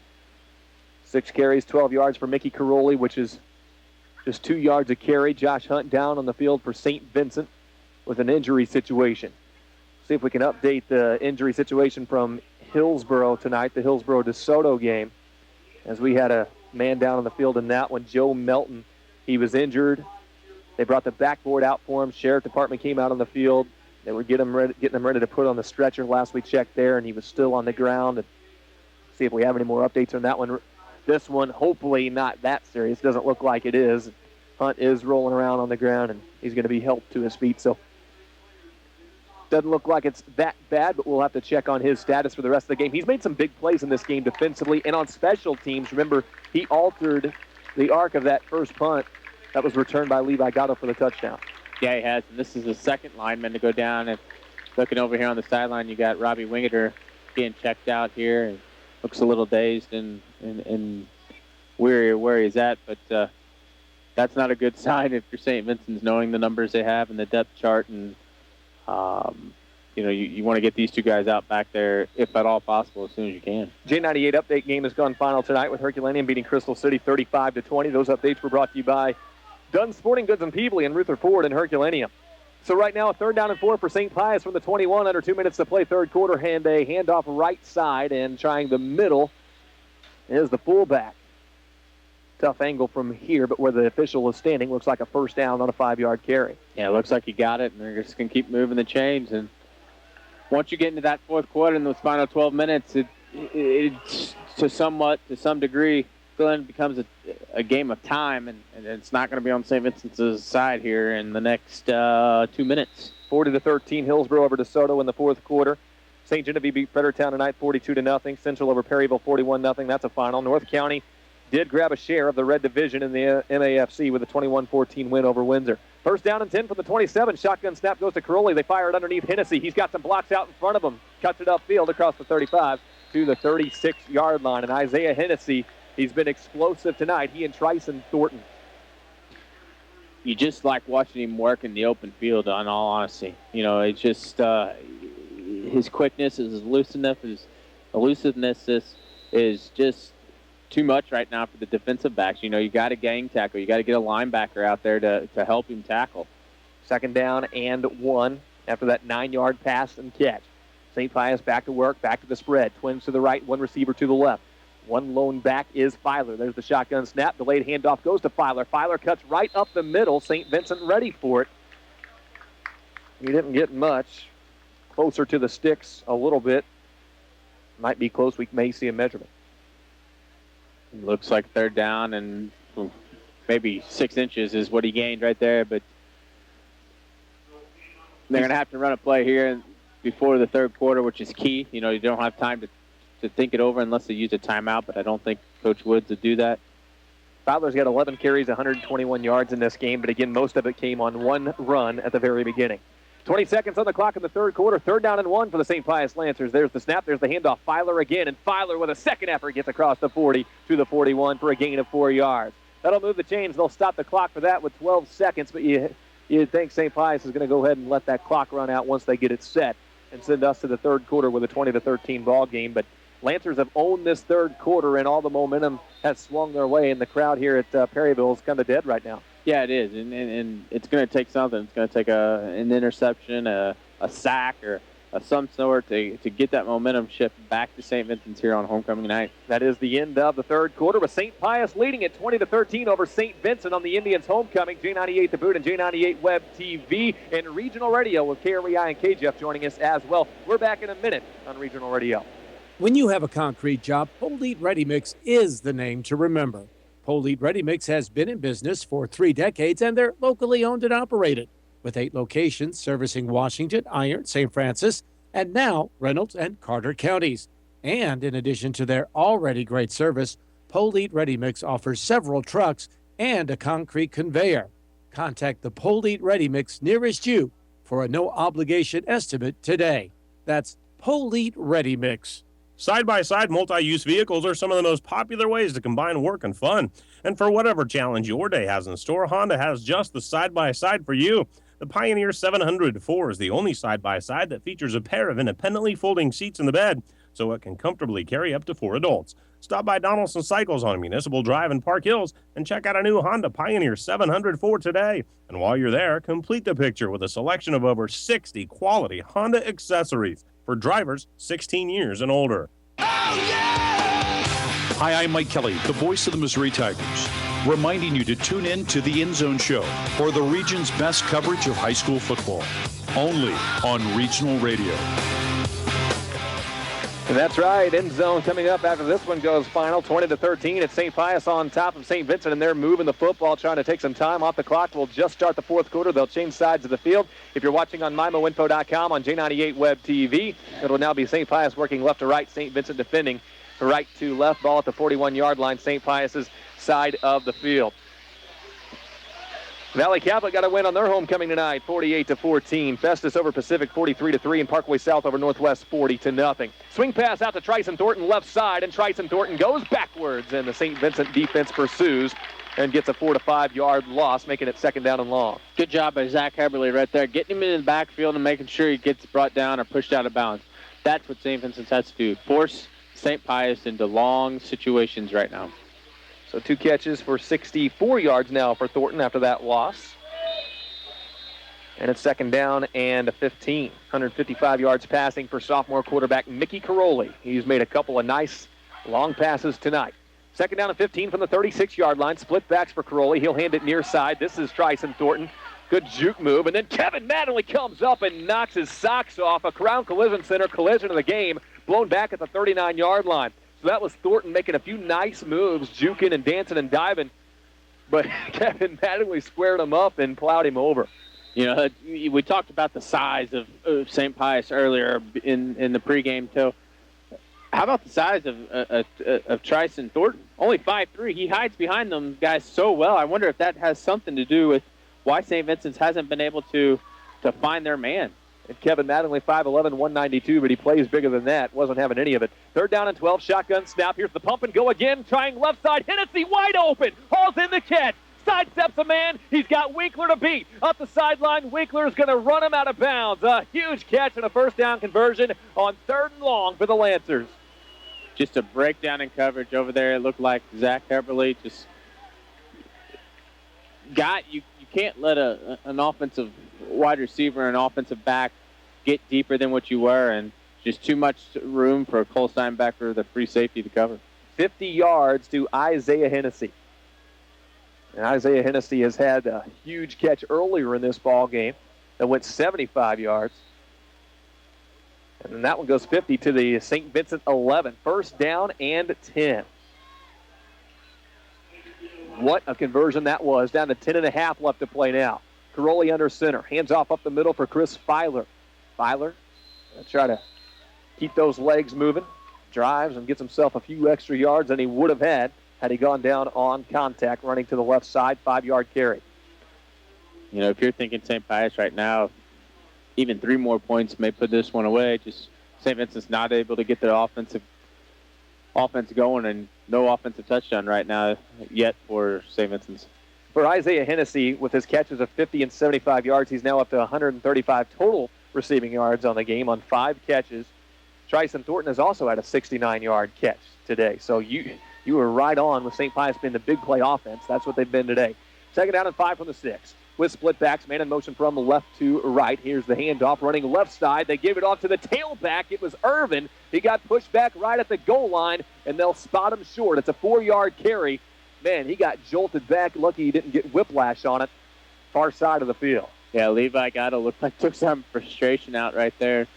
You know, but we talked about it. St. Pius in their big strike ability has come through. You know, and St. Vincent's and that Pius making St. Vincent's drive the length of the field constantly. St. Vincent just hasn't been able to push anything through. That was a 1st down run. They could have got the 1st down inside the 1. That's what they did. 1st and goal from the 1. Caroli under center, takes the snap. He'll try the quarterback keeper, pushing the pile right up the middle. Touchdown. Mickey Caroli runs it in. He leads St. Pius in touchdowns this season, and give one more to that young man. He's got now 7 rushing scores on the year. Yep, just keep it simple. When you're that close, give it to a back or fullback. That time they decided to go with the quarterback keeper and just fall forward. Well, does that put it out of reach? I mean, typically you would say no. 2-score game with 9:09 left to play, but this is an offense for St. Vincent that hasn't scored tonight. And when they've gotten the ball, it's just been, nothing really impressive. Yeah, you almost got to hope for a return off kick. If they don't come out and try to onside it, you almost got to hope that Alex Winkler or Levi Gatto can do something off the kickoff to get the fans back in it to start. 9:09 left in the 3rd quarter. St. Pius with 3 straight touchdowns has opened up the lead, 26-13. A bad snap is behind the kicker, and Linder is just going to have to fall on it, so it stays 26-13, and we will send it to break right there. St. Vincent's got some work to do in the J98 game of the week, down by 13 points with 9:09 left to go. We're back in a minute on Regional Radio. At Menards, you get the lowest prices every day, plus sales too. Now during our Oktoberfest sale, save big on all of your fall project needs. Get your home's electrical appliances up and running with a load center by Eaton. A 20-space 100-amp main breaker load center includes 4 breakers, only $49.95. Find this and other great deals for your fall projects. Now during the Menards Oktoberfest sale. Save big money at Menards. Is your water softener on the job protecting you from higher energy bills, dingy laundry, and spotted dishes? A water softener can save as much as 20% of your energy bill, but only if your water softener has been set properly for hardness and your water use. Water stores and home improvement stores don't size properly because they don't have enough choices. For more choices, home salt delivery to any brand softener and a 30-day satisfaction guarantee, see your local Culligan dealer. Hi, I'm Tish Roberts, General Manager of Culligan Water. Call 573-431-3016 or visit culliganwater.com. Hi, I'm Mike Kelly, the voice of the Missouri Tigers, reminding you to tune in to the End Zone Show every Friday night for the region's best coverage of high school football, only on Regional Radio. St. Vincent on the kickoff return, and the man breaks free. He's up the sideline, cuts back inside before being upended at the 44-yard line. It was Riley Reen with an explosive return after St. Pius took a 13-point lead. Now St. Vincent's got to go with that. You got a little stand up from the crowd and got them excited a little bit. They got to go with that. They got to have a big play here in this drive to get them back in it. Mike Kelly reminding you to tune in to End Zone after this one's said and done, as if you needed that reminder for the highlights and the scores and the chats with the coaches. It's going to be a late End Zone tonight. We're approaching 10 o'clock. We had a whole lot going on for St. Vincent's homecoming and a pretty good ball game, but the Indians now trail by 2 scores, 26-13. Under 9 minutes to play. St. Vincent back to work. Whistler from the I formation. Gatto and Winkler are the backs. Straight drop back after the snap. Fires over the middle and threw it behind to Levi Gatto. Gatto was running free down the middle of the field, and the pass just not on target. Joe wasn't able to get his feet set right there. He needs to slow things down right now, get his feet set, and deliver with that good arm he's got. Second down and 10. 8:52 still left to play. Fourth quarter action on the St. Vincent homecoming in the J98 game of the week. Cape Central beat Sykeston tonight, 29-17. Potosi over Maplewood in the fourth quarter. Last we checked that one, 33-12. Back to the spread look for the Indians. Joe Whistler as the quarterback. It's Winkler, the back, flanking him to the right, twins left. Shotgun snap, handoff, Winkler up the middle. Winkler runs hard, but only gets to the 49-yard line for a gain of 5. Third down coming up. You know, it looks like at least with the throwing of the football a little bit, it's loosened up the front 6 or 7 there for Pius and allowed Alex and Levi to get something going, but he's going to need something more. He's going to need to break one big. And he can get behind this defense of Pius and put a score up. I would say have to score with 4 or 5 minutes, you would say? Yeah, I would say so. Certainly you got to score on this drive, I would think, and then if you can do it before the 5-minute mark, that'd be ideal. Third down and 5, ball at the 49-yard line. Twins to the right, twins to the left, and again, it's Whistler from the shotgun with Winkler the back. There's the shotgun snap. Whistler, straight drop back, runs into his own man. He's in trouble. Brought down hard for a Crown Collision Center collision of the game. Think it was Studevin. It was the defensive end getting right through, and he rung the bell of Joe Whistler for the sack. Fourth down and long coming up for St. Vincent. Well, this is the Pius team we kind of expected to see coming into it tonight. They didn't have it really going in the first half. Second half, it's been all Lancers. Yeah, Chris Filer, I think, has done it both offensively and right there was able to force Joe up in the pocket and allowed a sack on the opposite side. Fourth down, 12 yards to go. St. Vincent has changed personnel to hint that they would be punting it here, and it will be Heberly back to kick, and then Carroll is the H-back right here. There's the snap, and Heberly will get a leg into it. It's a spiral coming near side, bouncing at the 33-yard line. Back to Tryson Thornton. He'll let it go out of bounds at the 26. That's where St. Pius starts. With 7:12 left to go, the Lancers are trying to put the final touches on this one. St. Vincent needs a turnover. I think that's what they can only pray for right now is a turnover here on homecoming night 2013 to keep themselves alive. Jefferson R7 got a win tonight, 57-22 over Grandview. Parkway South beat Northwest 40-0. Last check, that Cardinals and Dodgers game was still tied at 2 apiece. 7 minutes and 12 seconds left to go in this one. St. Pius with the ball and a 2-score lead at 26-13. Ball at the 26-yard line. Filer has ran the ball hard and well tonight. Should see a steady dose of him to close this one out. 12 carries, 126 yards for Filer. And Isaiah Hennessy through the air. It's been something special. 5 catches, 135 yards. One receiver left is Thornton.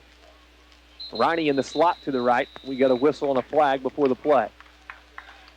It's one thing for Pius. They've been committing a whole lot of penalties tonight, and they have committed their first turnover in 4 games as well. It's a delay of game on Mickey Caroli. It's the second time we've seen that. Yeah, you know, they've been able to overcome it, though, with their big plays. So, you know, I'm sure it will be circled for Coach Woods and his staff in the meetings on this weekend and Monday, but right now it's overshadowed by the positive of the big plays. First and 15 from the 21, and they'll spread them out again from the shotgun. Caroli sends a man in motion. That's DeAndre Riney from left to right. So now Twins right, 1 receiver left with 1 back.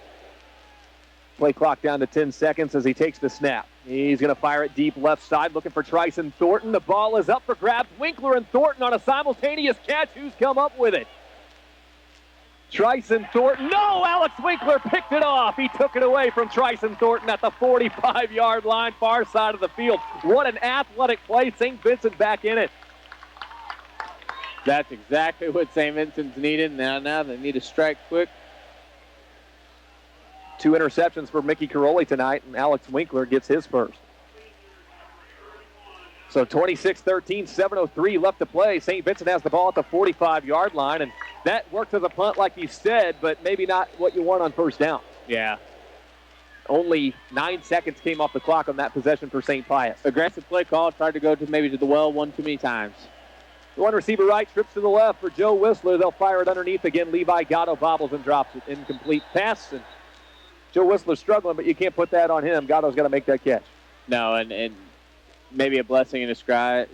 It looked like a loss of yardage if he catches it right there with Pius's defenders right there, and it kills the clock. St. Pius, we never really touched on this too much, and we should have 97-yard drive on their last scoring drive. That's a big drive in this game, brought to you by ProCare Automotive and Bon Terre. It was capped off by a 1-yard touchdown run by Caroli, making it 26-13. That was huge. It was. I mean, it ate some clock, too.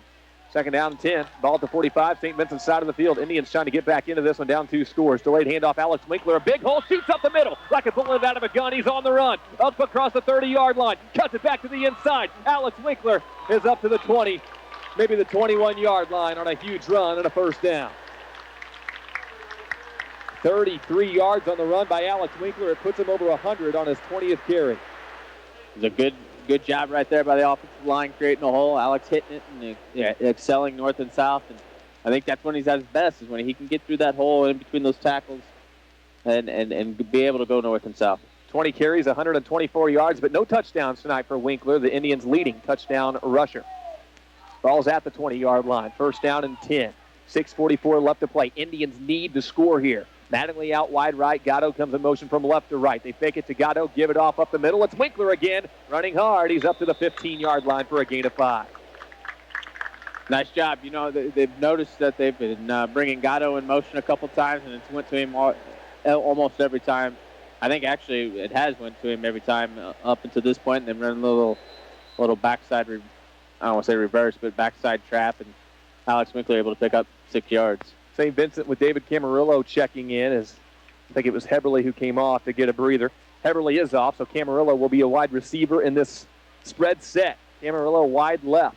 Carroll slot left, or Gatto slot left, and the other receiver out left is Carroll. There's the shotgun snap, handoff up the middle. Alex Winkler again. He's been able to break free from the jump, and he gets close to a first down, should have it by about 2 yards. Very similar in play call, just a little different blocking scheme up front right now. It's 3 consecutive plays. So wonder if you're setting up something here, if you're Coach Sauer and the offensive staff, or if you got a little swing pass coming along here to stretch the field wide now. That'll move the chains. Ball inside the 10 to the 9-yard line. First and goal from the 9. St. Vincent not done yet. Still a lot of time. 5:47 left to play, but it's imperative they punch this one in.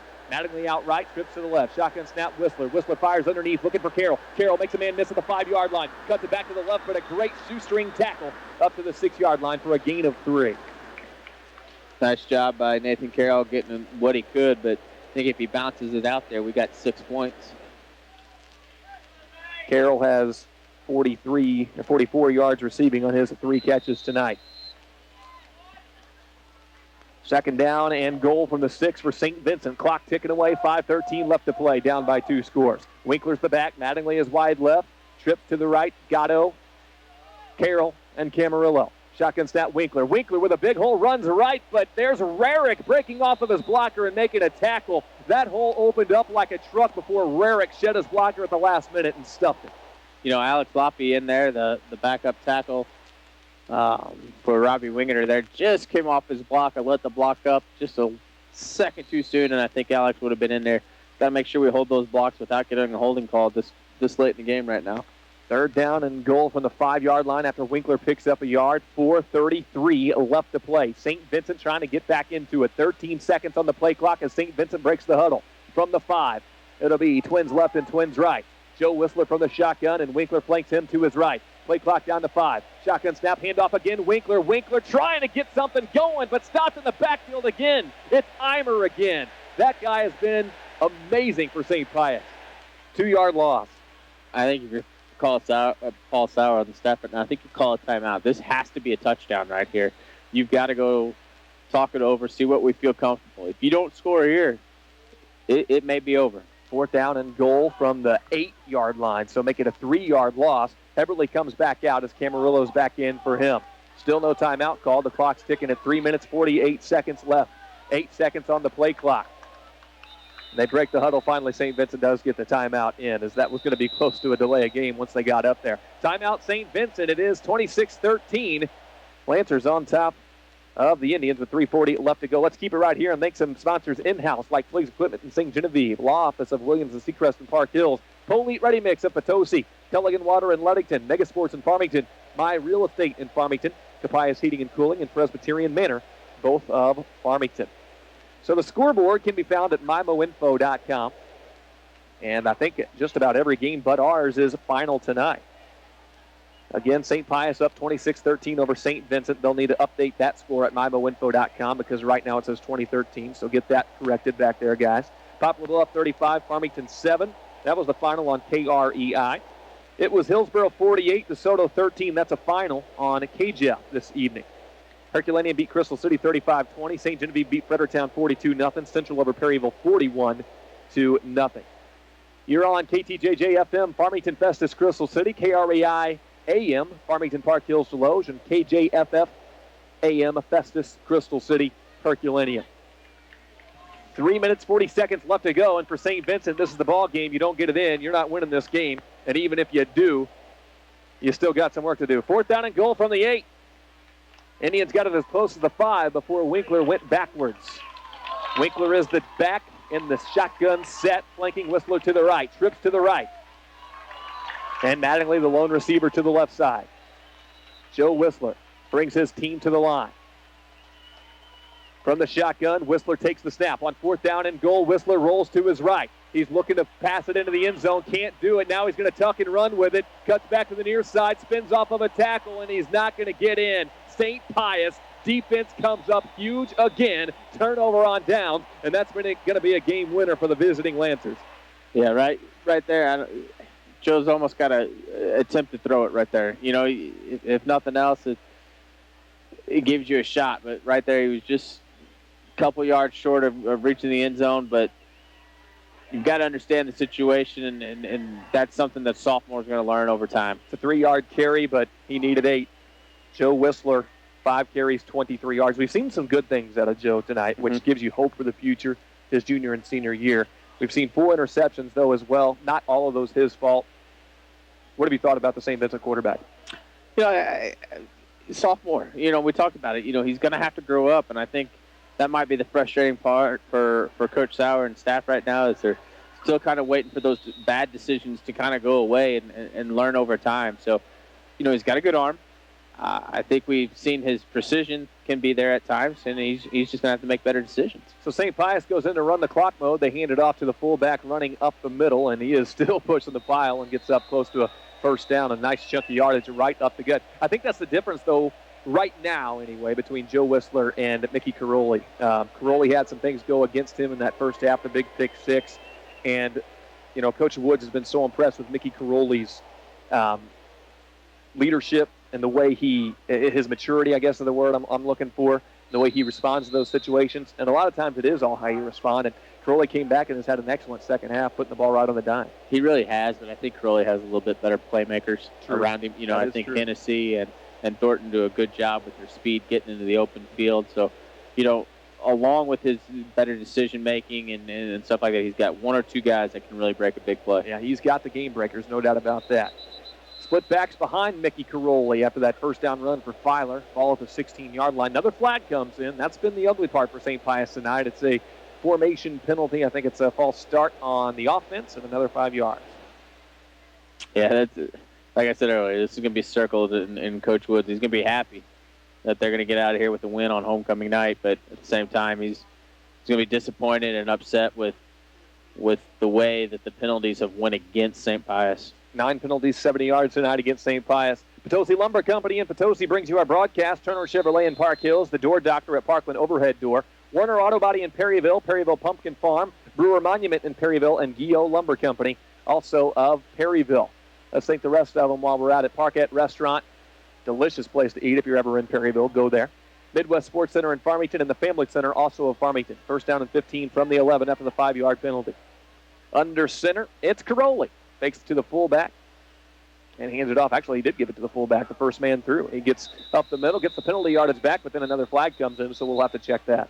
You can still see St. Vincent's having a hard time finding the football. I had a hard time finding the football on that one. And that's fine. I mean, that's good. So you can only imagine what it is up close, So, give credit to St. Pius. They've came out and they've stuck with their game plan even when things weren't going right. And really, I thought got out of the first half lucky to be in a 13-13 game and really made St. Vincent's do what we thought they were going to have to do, and that's to drive the length of the football field to score. Preliminary signal here is that the penalties against the St. Vincent Indians. The crowd cheered on the far side, which is the St. Pius crowd, who did make a pretty good trip down to Perryville for this game, and they filled up the visiting stands quite nicely. St. Pius with a good football season this year, and now this is going to be 5 straight wins for them and still undefeated in conference play with the Crystal City Hornets waiting for them next week.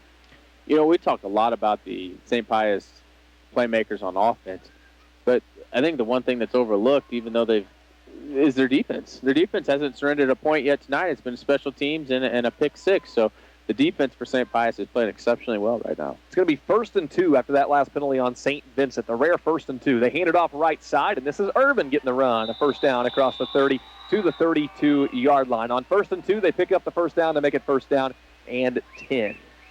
9-yard carry. Yeah, right now I think it's about one more first down should seal this one away for the Lancers, and surely disappointed for the seniors of the class of 2014 playing in their final homecoming game. But Paul Sauer and staff will get back to work and try to get things ironed out for next week. What do you think for Isaiah Hennessy, player of the game?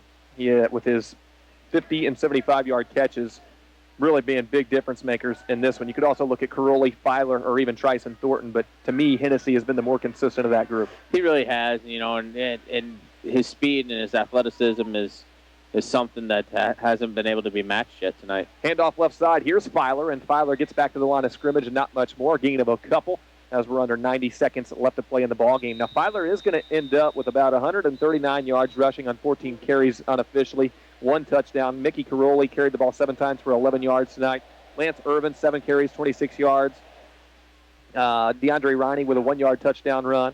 Isaiah Hennessy carried the ball 1 time, went backwards for -3. Tryson Thornton carried the ball 3 times, went backwards for -1. Mickey Caroli is up to about somewhere around 200 yards passing in the ball game with a huge touchdown pass. And Isaiah Hennessy has 135 yards receiving on 5 catches, and I think we're going to go ahead and make that official and call him player of the game tonight.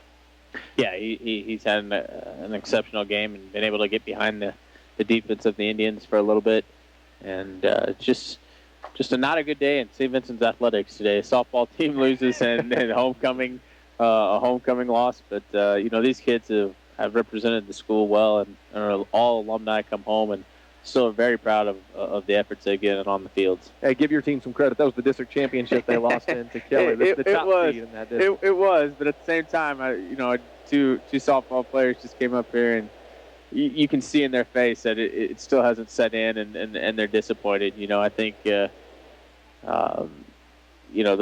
2 girls are going to be hard to replace. You got a leadoff hitter who hit 477 and a 4-hitter that hit 459 or 449. So I'm going to say goodbye to a lot of good athletes at the end of this school year. Meanwhile, we've been in a timeout on the field. St. Pius is going to come back to the line with a 2nd down and 9. Ball is at the 33-yard line on St. Pius' side of the field. 1:25 left to play, and this one's all over but the crying. 26-13 Pius on top. There's the snap and a bootleg rollout to the near side. It's Mickey Caroli. He's up to the 35-yard line, cuts it back inside across the 40, turns to the 45 to the 46. Nice carry for Mickey Caroli on the bootleg, 13 yards. Smart play. Good play call. However, I don't know if I'm running my quarterback on a bootleg this late in the game with the success. We've won 5 in a row now, and, or if you get out there, have him just slide because nothing else is going to happen. I don't think St. Vincent's is going to call a timeout knowing that fate is near. Difference in this one is 3 long drives in the St. Pius second half. Or actually at the end of the first half going into the second half. A 61-yard drive, 79-yard drive, a 97-yard drive, all capped up by touchdowns. All big drives in this game brought to you by ProCare Automotive in Bonne Terre. Under a minute to play, first down and 10 from the 46, and is it kneel down time for St. Pius? Victory formation? Of course not. Clock's going to stop at 50 seconds. What could possibly be happening under a minute left to play to stop the clock? I have no clue. The officials will come together and talk about it, but we've got end zone coming up after this one goes final. Again, if you're just joining us, it was St. Pius with 3 unanswered touchdowns to take a lead. Remember, St. Vincent led 13-6 at one point in this game, but 20 straight by the St. Pius Lancers has this game most likely going final at 26-13, 50 seconds left to go in the fourth quarter. Biggest play of the night, a 75-yard touchdown pass from Caroli to Isaiah Hennessy. Had a couple of big 75-yard plays, the other one being Filer's 75-yard romp on the first play from scrimmage. So now we're ready to go. There's the snap and there's the kneel down. We'll see one more of those before this one comes to an end with a final score of 26-13. Dusty, any final thoughts on this one before we throw it to end zone tonight? I think we hit it.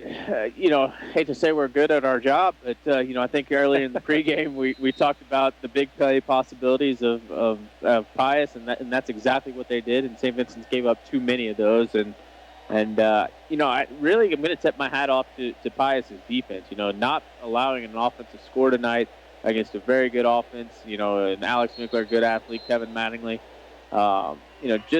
just not able to get anything that they needed going and to sustain anything. And St. Pius is 5-0, feeling good about themselves and ready to go into next week with probably what I would consider a rival game for them and then the Crystal City Hornets. 5-0 in their last 5 and 5-2 overall for St. Pius. Kudos to Alex Winkler tonight, as that was the last kneel down. Winkler with 24 carries and 134 yards. So in a game where we thought he wasn't having his best game, he ends up with 134. 134 in the last 3 quarters, because I remember you saying right at the end of the first quarter that he was going to end up in the red, and I think he got the last one. So it was like 135. Yeah, exactly. So an excellent job of getting him going, but I really thought he got going once they spread everybody out and went four wide and opened up that box for him in the middle. Levi Gatto, 4 carries for 10 yards, and Joe Whistler, 5 carries, 23 yards on the night.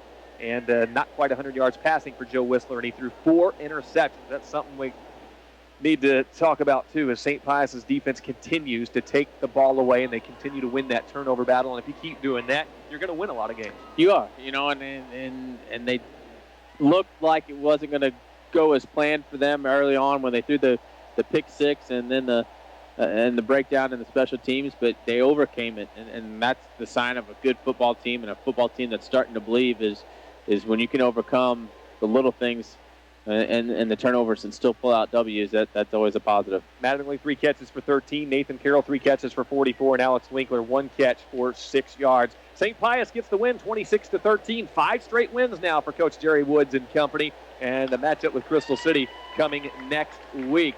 5-2 overall. St. Vincent will drop to 4-3, and they'll take on Jefferson next week.